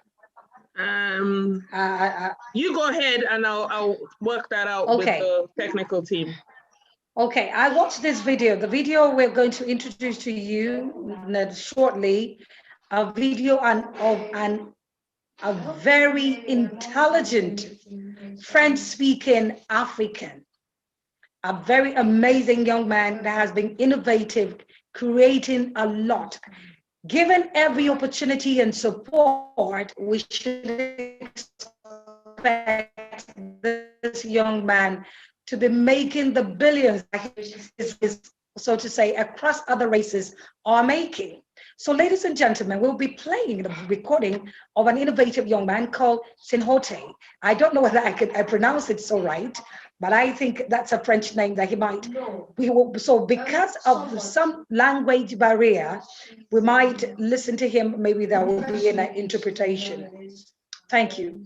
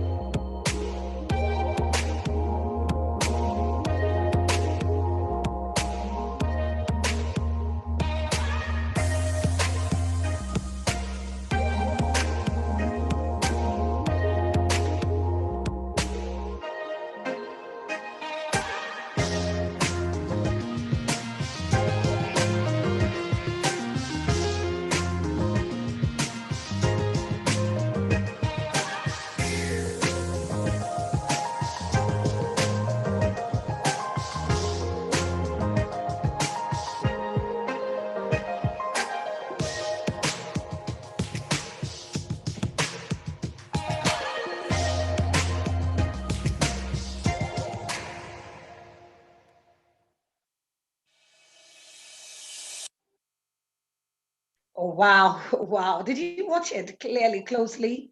There's literally no car brand that I've not seen there. I stand to be corrected. An amazing one. Let me just say a little bit about Sinhote. Sinhote is his place of birth is Guinea-Bissau, just West Africa. He's actually a neighbor of Nigeria's. And of course, he's self-taught. He's self-taught, an artist, a sculptor, painter, poet, decorator, singer, composer, inventor, and writer. He works with recyclable materials, creates various works such as cars, ships, airplanes, just like we watched. An amazing young man. I like the fact that his mindset is already there. His signature in everything he writes, if you notice, is Sinhote Company. So that tells you that his mindset is really on knowing that he's going to make impact. Thank you so much, Senote. Congratulations. And we are expecting more. We don't know whether I might give a chance to a great lady, another wonderful lady, another lady that has been doing great job in the African continent, fighting for young women across the globe, those that have been victims of human trafficking of late. In fact, she just came out of a serious session, 5-day session of training of the number of Nigerian ladies that were actually trafficked to various Arab nations that were brought back home with the help of His Royal Majesty, His Imperial Majesty rather, the Oni of Ife. So is Kende, Mrs. Kende of the Make Me Elegant Foundation around? Could she just give us her own speech? Hello. Yes, we can hear you. We need to see your face. Good evening, everyone. Good evening. I don't know. I ask you to help me talk. You know, I'm not a speaker. I don't know what to say. You know, I always put you on the spot.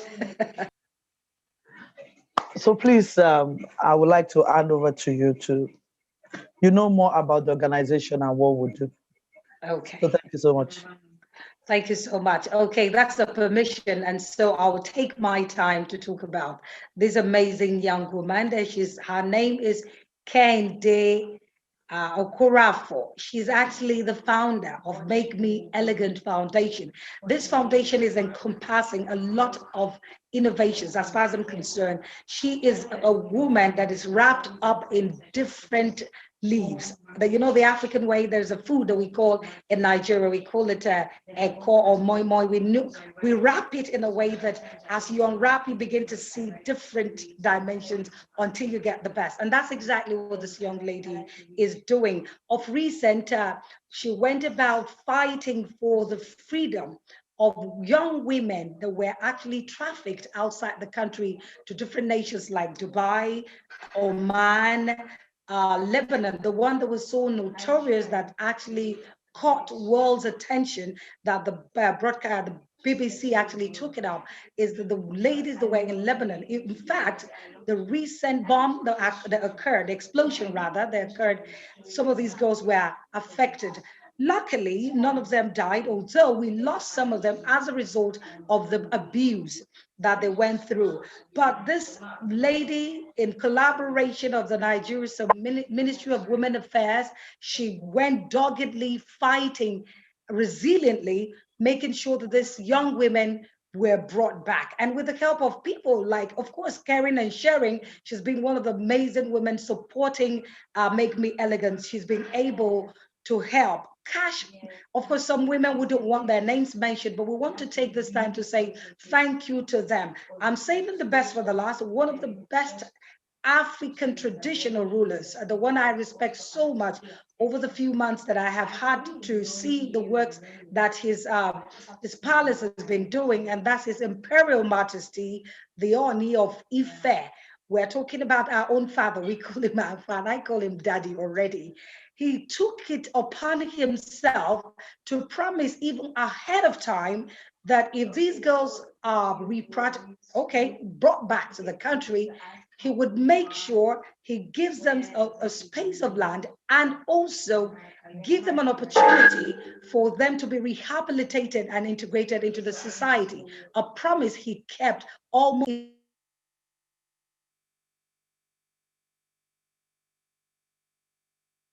You're on mute, Regina. Unmute yourself, please.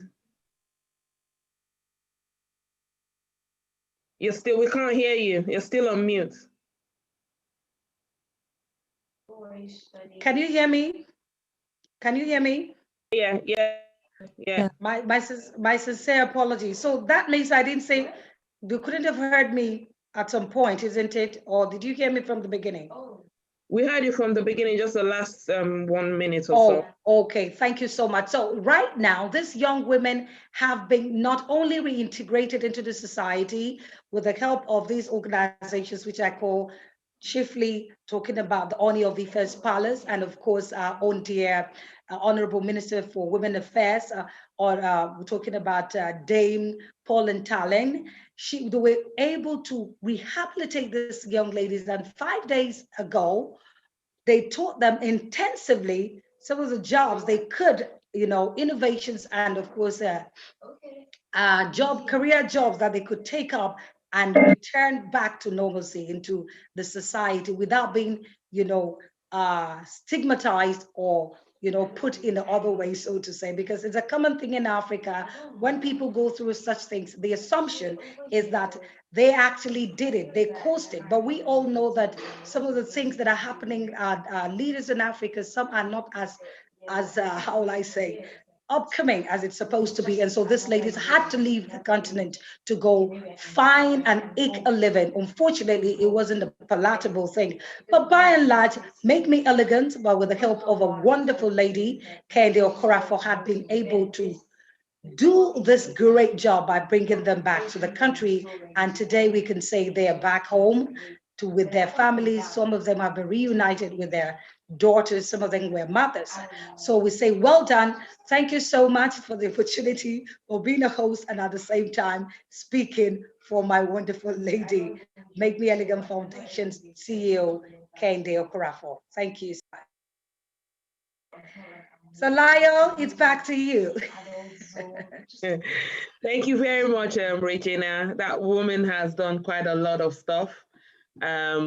Like you said, unfortunately, some of our girls, in trying to find a better pasture, they get into the wrong hands. And not just in Nigeria or in other African countries, even here in the UK, some of our girls sell their bodies because they're in the wrong hands, So our job as community leaders, community organizations who work with young girls and young women is to ensure that we help them and pull them out of this and let them see a better tomorrow and, have a mindset change about things in general. So, okay, I'm going to move on very quickly. So I'm going to call on the next person. I have to read his biography because it's quite a lot, and then I'll give him the chance to speak. Okay, so Charles Kweku Odoi. Please, Mr. Charles, I'm sorry if I pronounced your surname incorrectly. So Charles was previously the Director of Strategic Partnership before assuming the Chief Officer role in July 2019. He has a wealth of strategy, governance, and policy experience from a number of roles in voluntary and public sectors at local and national levels. He is a member of the Greater Manchester Voluntary Community and Social Enterprise Leadership Group and a nominated governor at Manchester Foundation Trust. Charles specializes in engaging with Black community in the diaspora, raising awareness of important issues such as democratic participation, organ donation, female genital mutilation, domestic violence, modern slavery, hate crime, forced marriage, etc. Charles is one of the two Patent and Public Voice, PPV, representative on the NHS England HIV Clinical Reference Group and member of the HIV Prevention England Steering Group.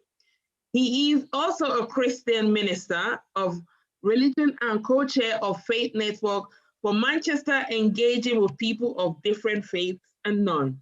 So welcome aboard. Let me put the pastor, Pastor Charles. Welcome, over to you, sir. Great, thanks, Lyle, for that. I think that's taken up my 5 minutes. But, thanks to Nikki and all the team at Karen and Sharon for such a fantastic event, and to the amazing volunteers, for all the time and the effort you've put into this. I think it has been an inspirational event, and we've had some amazing speakers, so I'm not going to take your time. The theme is something we all need to reflect on beyond the event. And, for all the positive comments that have come through the chat box and from the various speakers, I think we need to reflect on it.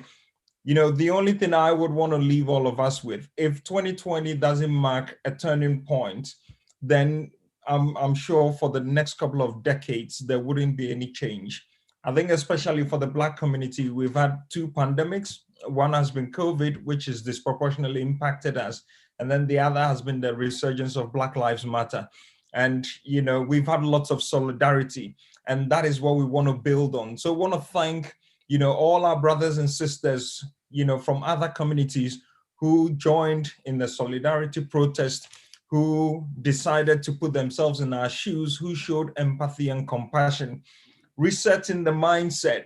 In going forward, a whole lot has been said, and it's our belief, it's our hope that we will all do things differently. It's great what is happening in Rochdale. It's amazing to see a lot of local and civic leaders, joining in to celebrate what matters to the Black African community. And I'm sure during Ramadan, we also join in the same. And this is our opportunity with all that we're going through. During the 2020, we've come together, we've gelled together, there have been mutual aid set up, we've shown community resilience, we've shown community spirit, we've stood together for one another. And I think we need to keep pushing on the fight. Beyond the Black Lives Matter statements, there's a lot of work we have to do. And so let us keep educating ourselves. We all saw what happened with the pulling down of the statue, that there's so much ignorance in our community, so much ignorance in our localities, in our neighborhoods about the contributions that migrants have made. And today we have a great United Kingdom. So the fight still continues. It's not over. It is not a time where you can decide to be silent. Being silent is not an option. There's a real challenge on all our hands to be proactive, to get to know our neighbors, to get to know our next door neighbors. During these times when we've been ground to a halt and there's local lockdown, this is the time to find out our neighbors' business. This is the time to get to know about other people's cultures. This is the time for us to do the very simple things that make a lot of difference. So thanks to all our amazing speakers. Let us reset our mindset. Let us look at how we treat one another. Let us spread the love, and let us together make Rochdale, make Greater Manchester a wonderful place to live in. Thank you. Wow, thank you so much, Pastor Charles, for that. Absolutely amazing. Yes, we all need to, sorry about that. So yes, Pastor Charles, thanks for that. So moving along, I'm going to call on the next speaker. Name is Councillor Rachel Massey. She grew up in Scotland and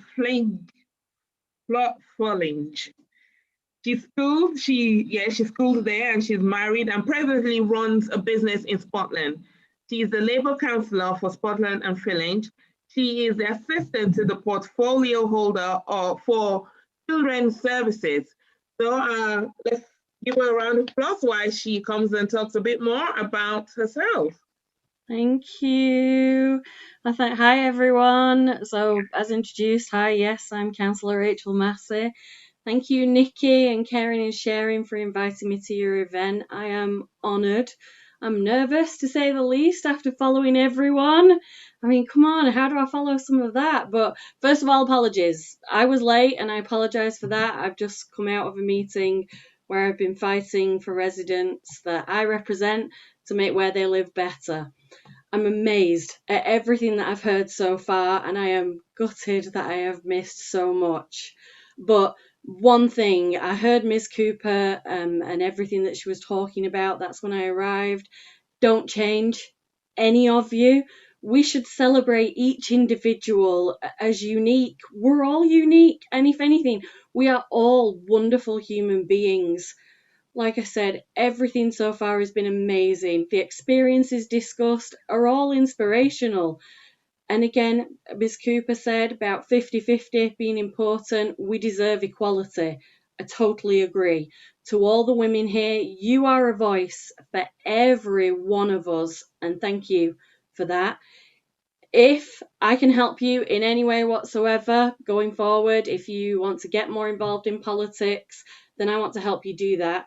I work with an organisation called 50-50 Parliament. Look them up. We have a fantastic diversity team that aims to help women cross any barrier that stands in the way of getting your voice heard. So I want to encourage any of you to have that confidence, step up and make a stand.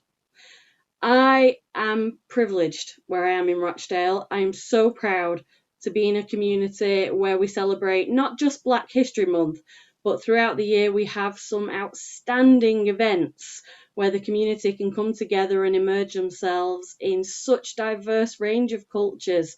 And when it comes to resetting mindsets, celebrating our diversity is crucial. Volunteers like Nikki and the Caring Sharing group are all vital elements to this, and I really, hats off. Thank you for everything that you do in Rochdale. You have certainly opened my eyes to many things. And again, in that video where we were dancing, yeah, my hips were moving. There is definite rhythm in the room at that time. Also mentioned was working together.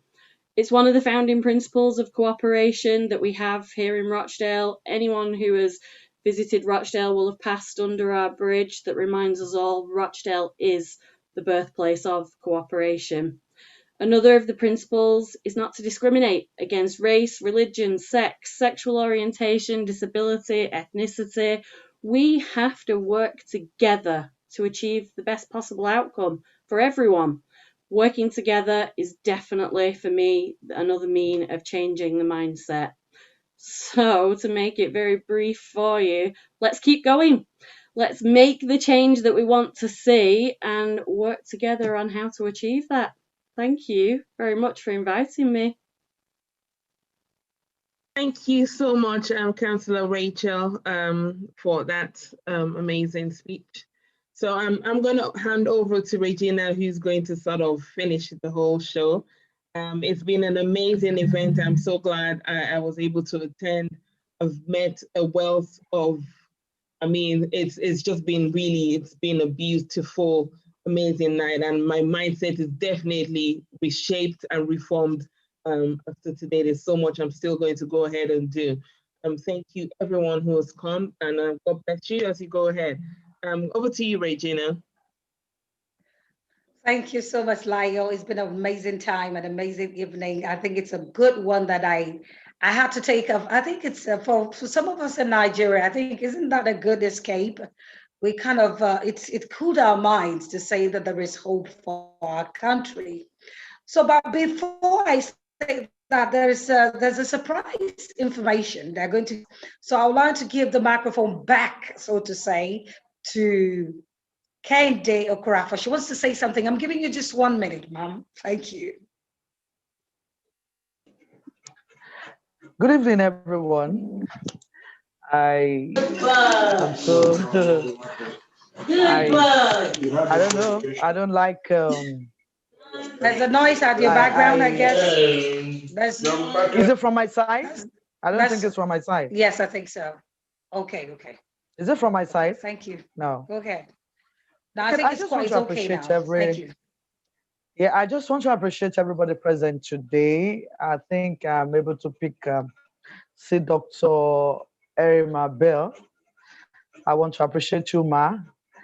But the reason why I want to say that I want to talk this evening is just to tell my friend, is just to tell the founder of Caring and Sharing, is just to tell her how wonderful she is, how she has been supporting us, how she has been supporting my foundation, how she has been supporting the victim of women trafficking in Lebanon, in Saudi Arabia, in Libya, and also to tell her and to wish her happy birthday in advance.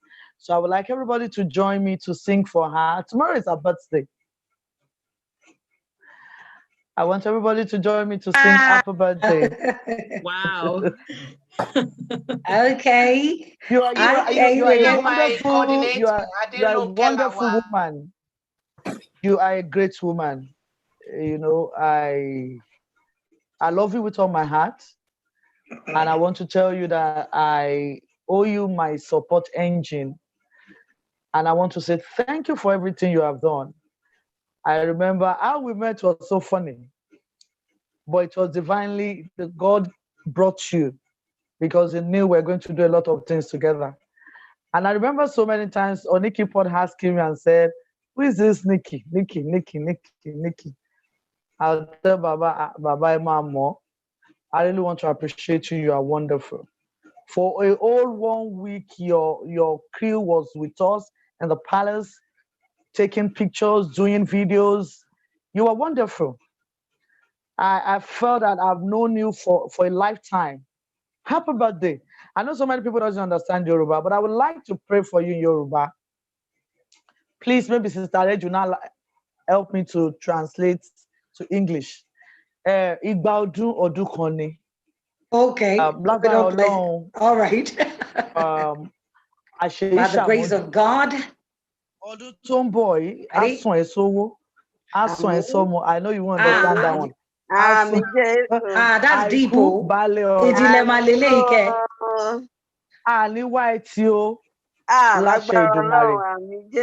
Thank you so much for being a wonderful friend. Thank you. And on behalf of all the victims of human trafficking, on behalf of them, on behalf of all of them, they were saying thank you. They will send you your videos tomorrow. Wait for a surprise. Thank you so much. And happy birthday once again. So join me to sing happy birthday for her. Sister Red, let's sing happy birthday for her. Yes, let me hold you. I think what I think we're going to sing, but let's say the give the thanks. I want her to give the vote of thanks for everyone that came, the speakers, and then we wrap it up with that beautiful happy birthday song, so that as we move out, I think that would be nice. So please, Mrs. Igila, the floor is yours. Just give us a vote of thanks.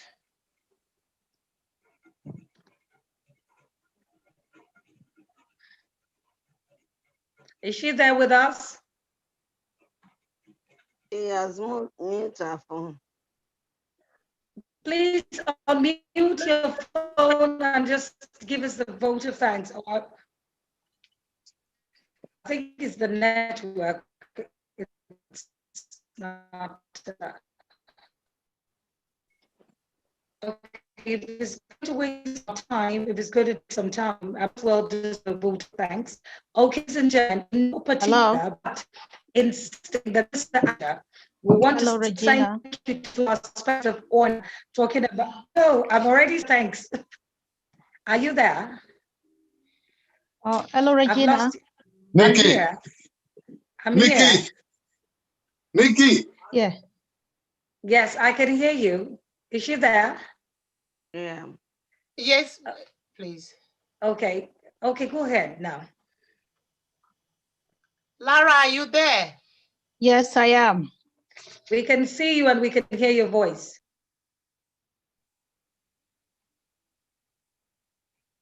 Did she go? Hello, I everyone. said. Okay, thank you. Good evening. Can you hear me? Yes, go ahead, Lara. Please, we can hear you. Go ahead, please. Good evening, everyone.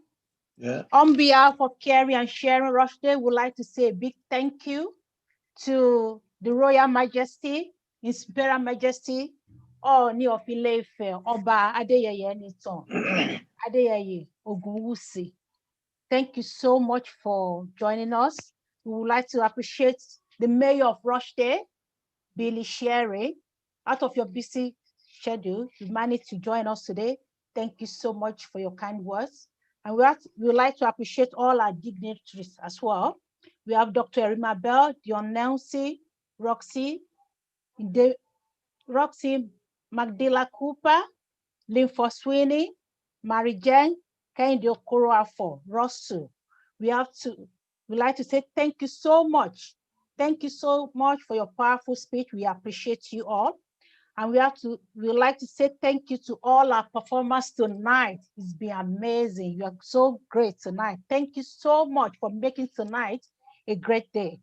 We'd like to say thank you to our sponsor, Rushdie Borough Council.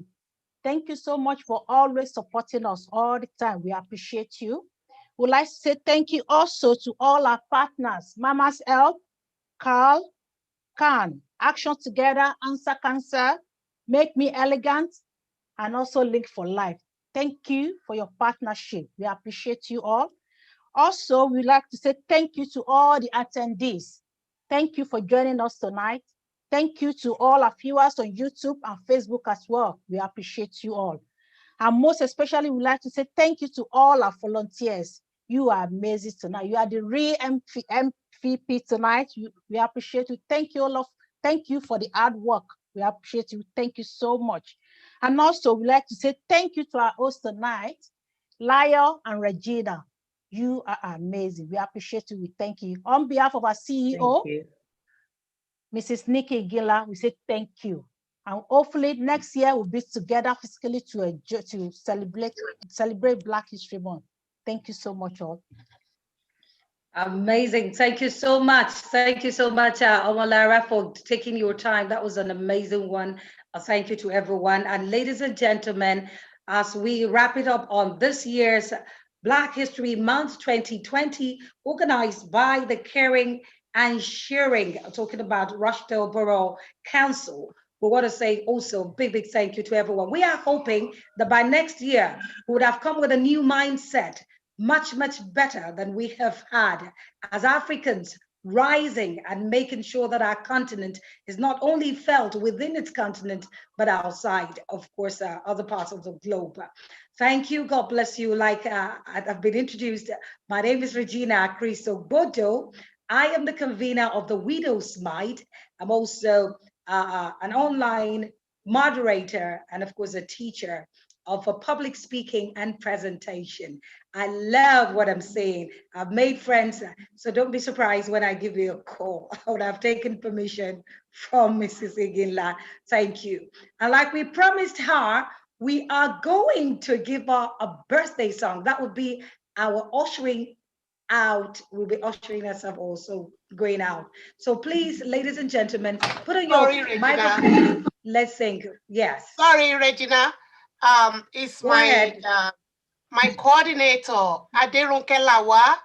We share the same birthday. Tomorrow is both of us. It's our birthday. Wow. So when we're singing this song, it's for me and Adelunke Lawa. Thank you. Okay. Sandra Lawa. That's fantastic. Adelunke Lawa. Thank you very please, much. everybody. God bless you. Okay, we have two Amazons that are going to be celebrating their birthdays tomorrow. This song is going to be coordinated by Mrs. Kende. So everybody, let's put on our mics and let's sing for her.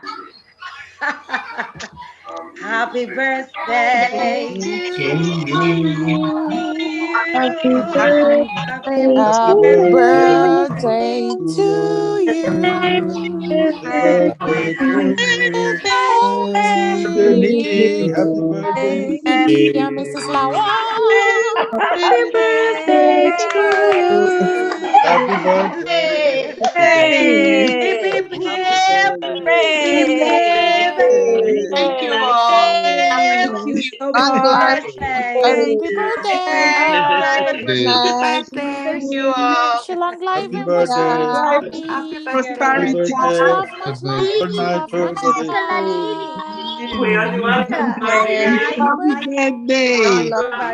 Happy birthday.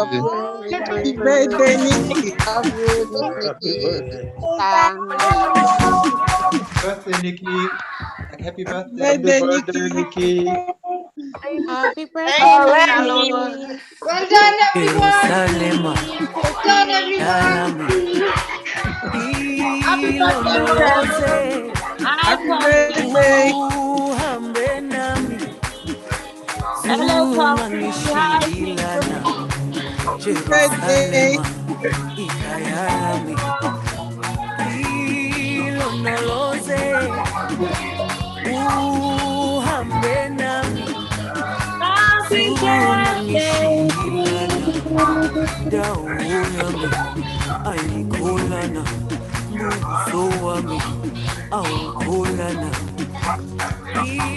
Bye, everybody.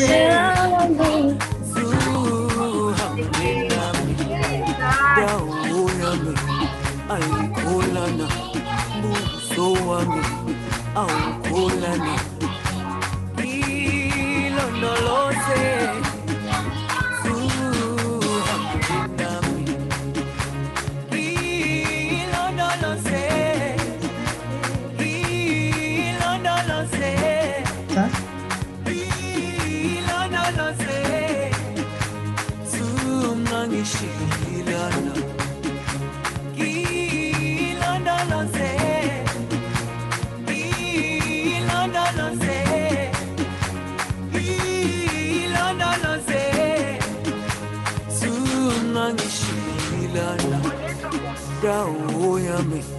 ayikholana buso wami awukholana ilondoloze suhambe nami dawo yami ayikholana buso wami awukholana ilondoloze.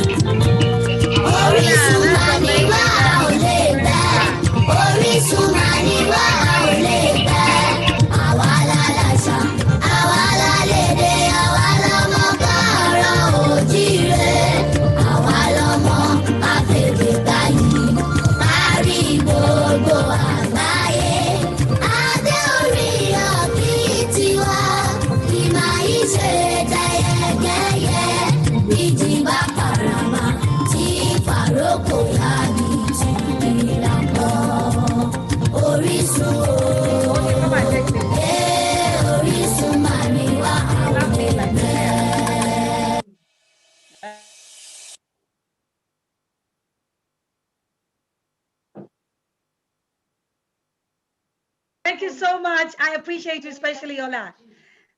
Thank you so much. Thank you. You're an amazing man. I enjoyed every bit of work with you. You put things all in perspective and I enjoyed it. I didn't have stress. Thank you. Bye. All right.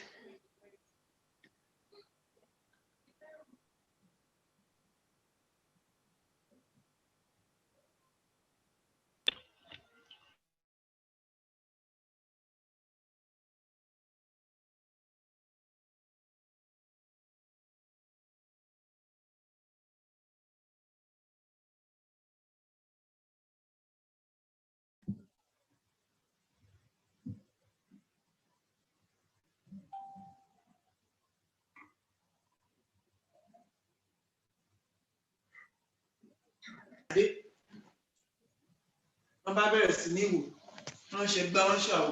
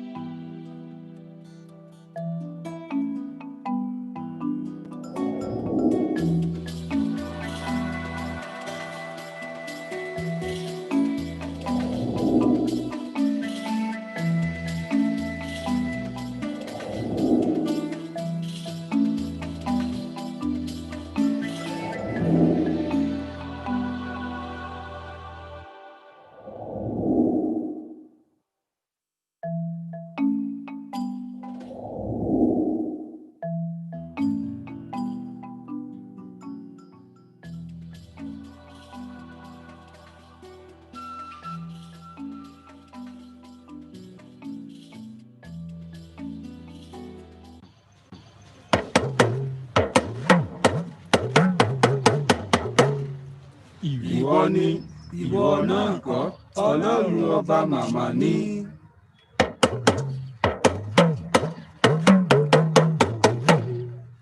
Ìwọ ni, ìwọ náà kọ́, Ọlọ́run ọba màmá ní. Kẹ́rin àṣẹ rìn. Kẹ́rin àṣẹ rìn. Àròṣàbóró Council. Àròṣàbóró Council. Happy Black History Month. Happy Black History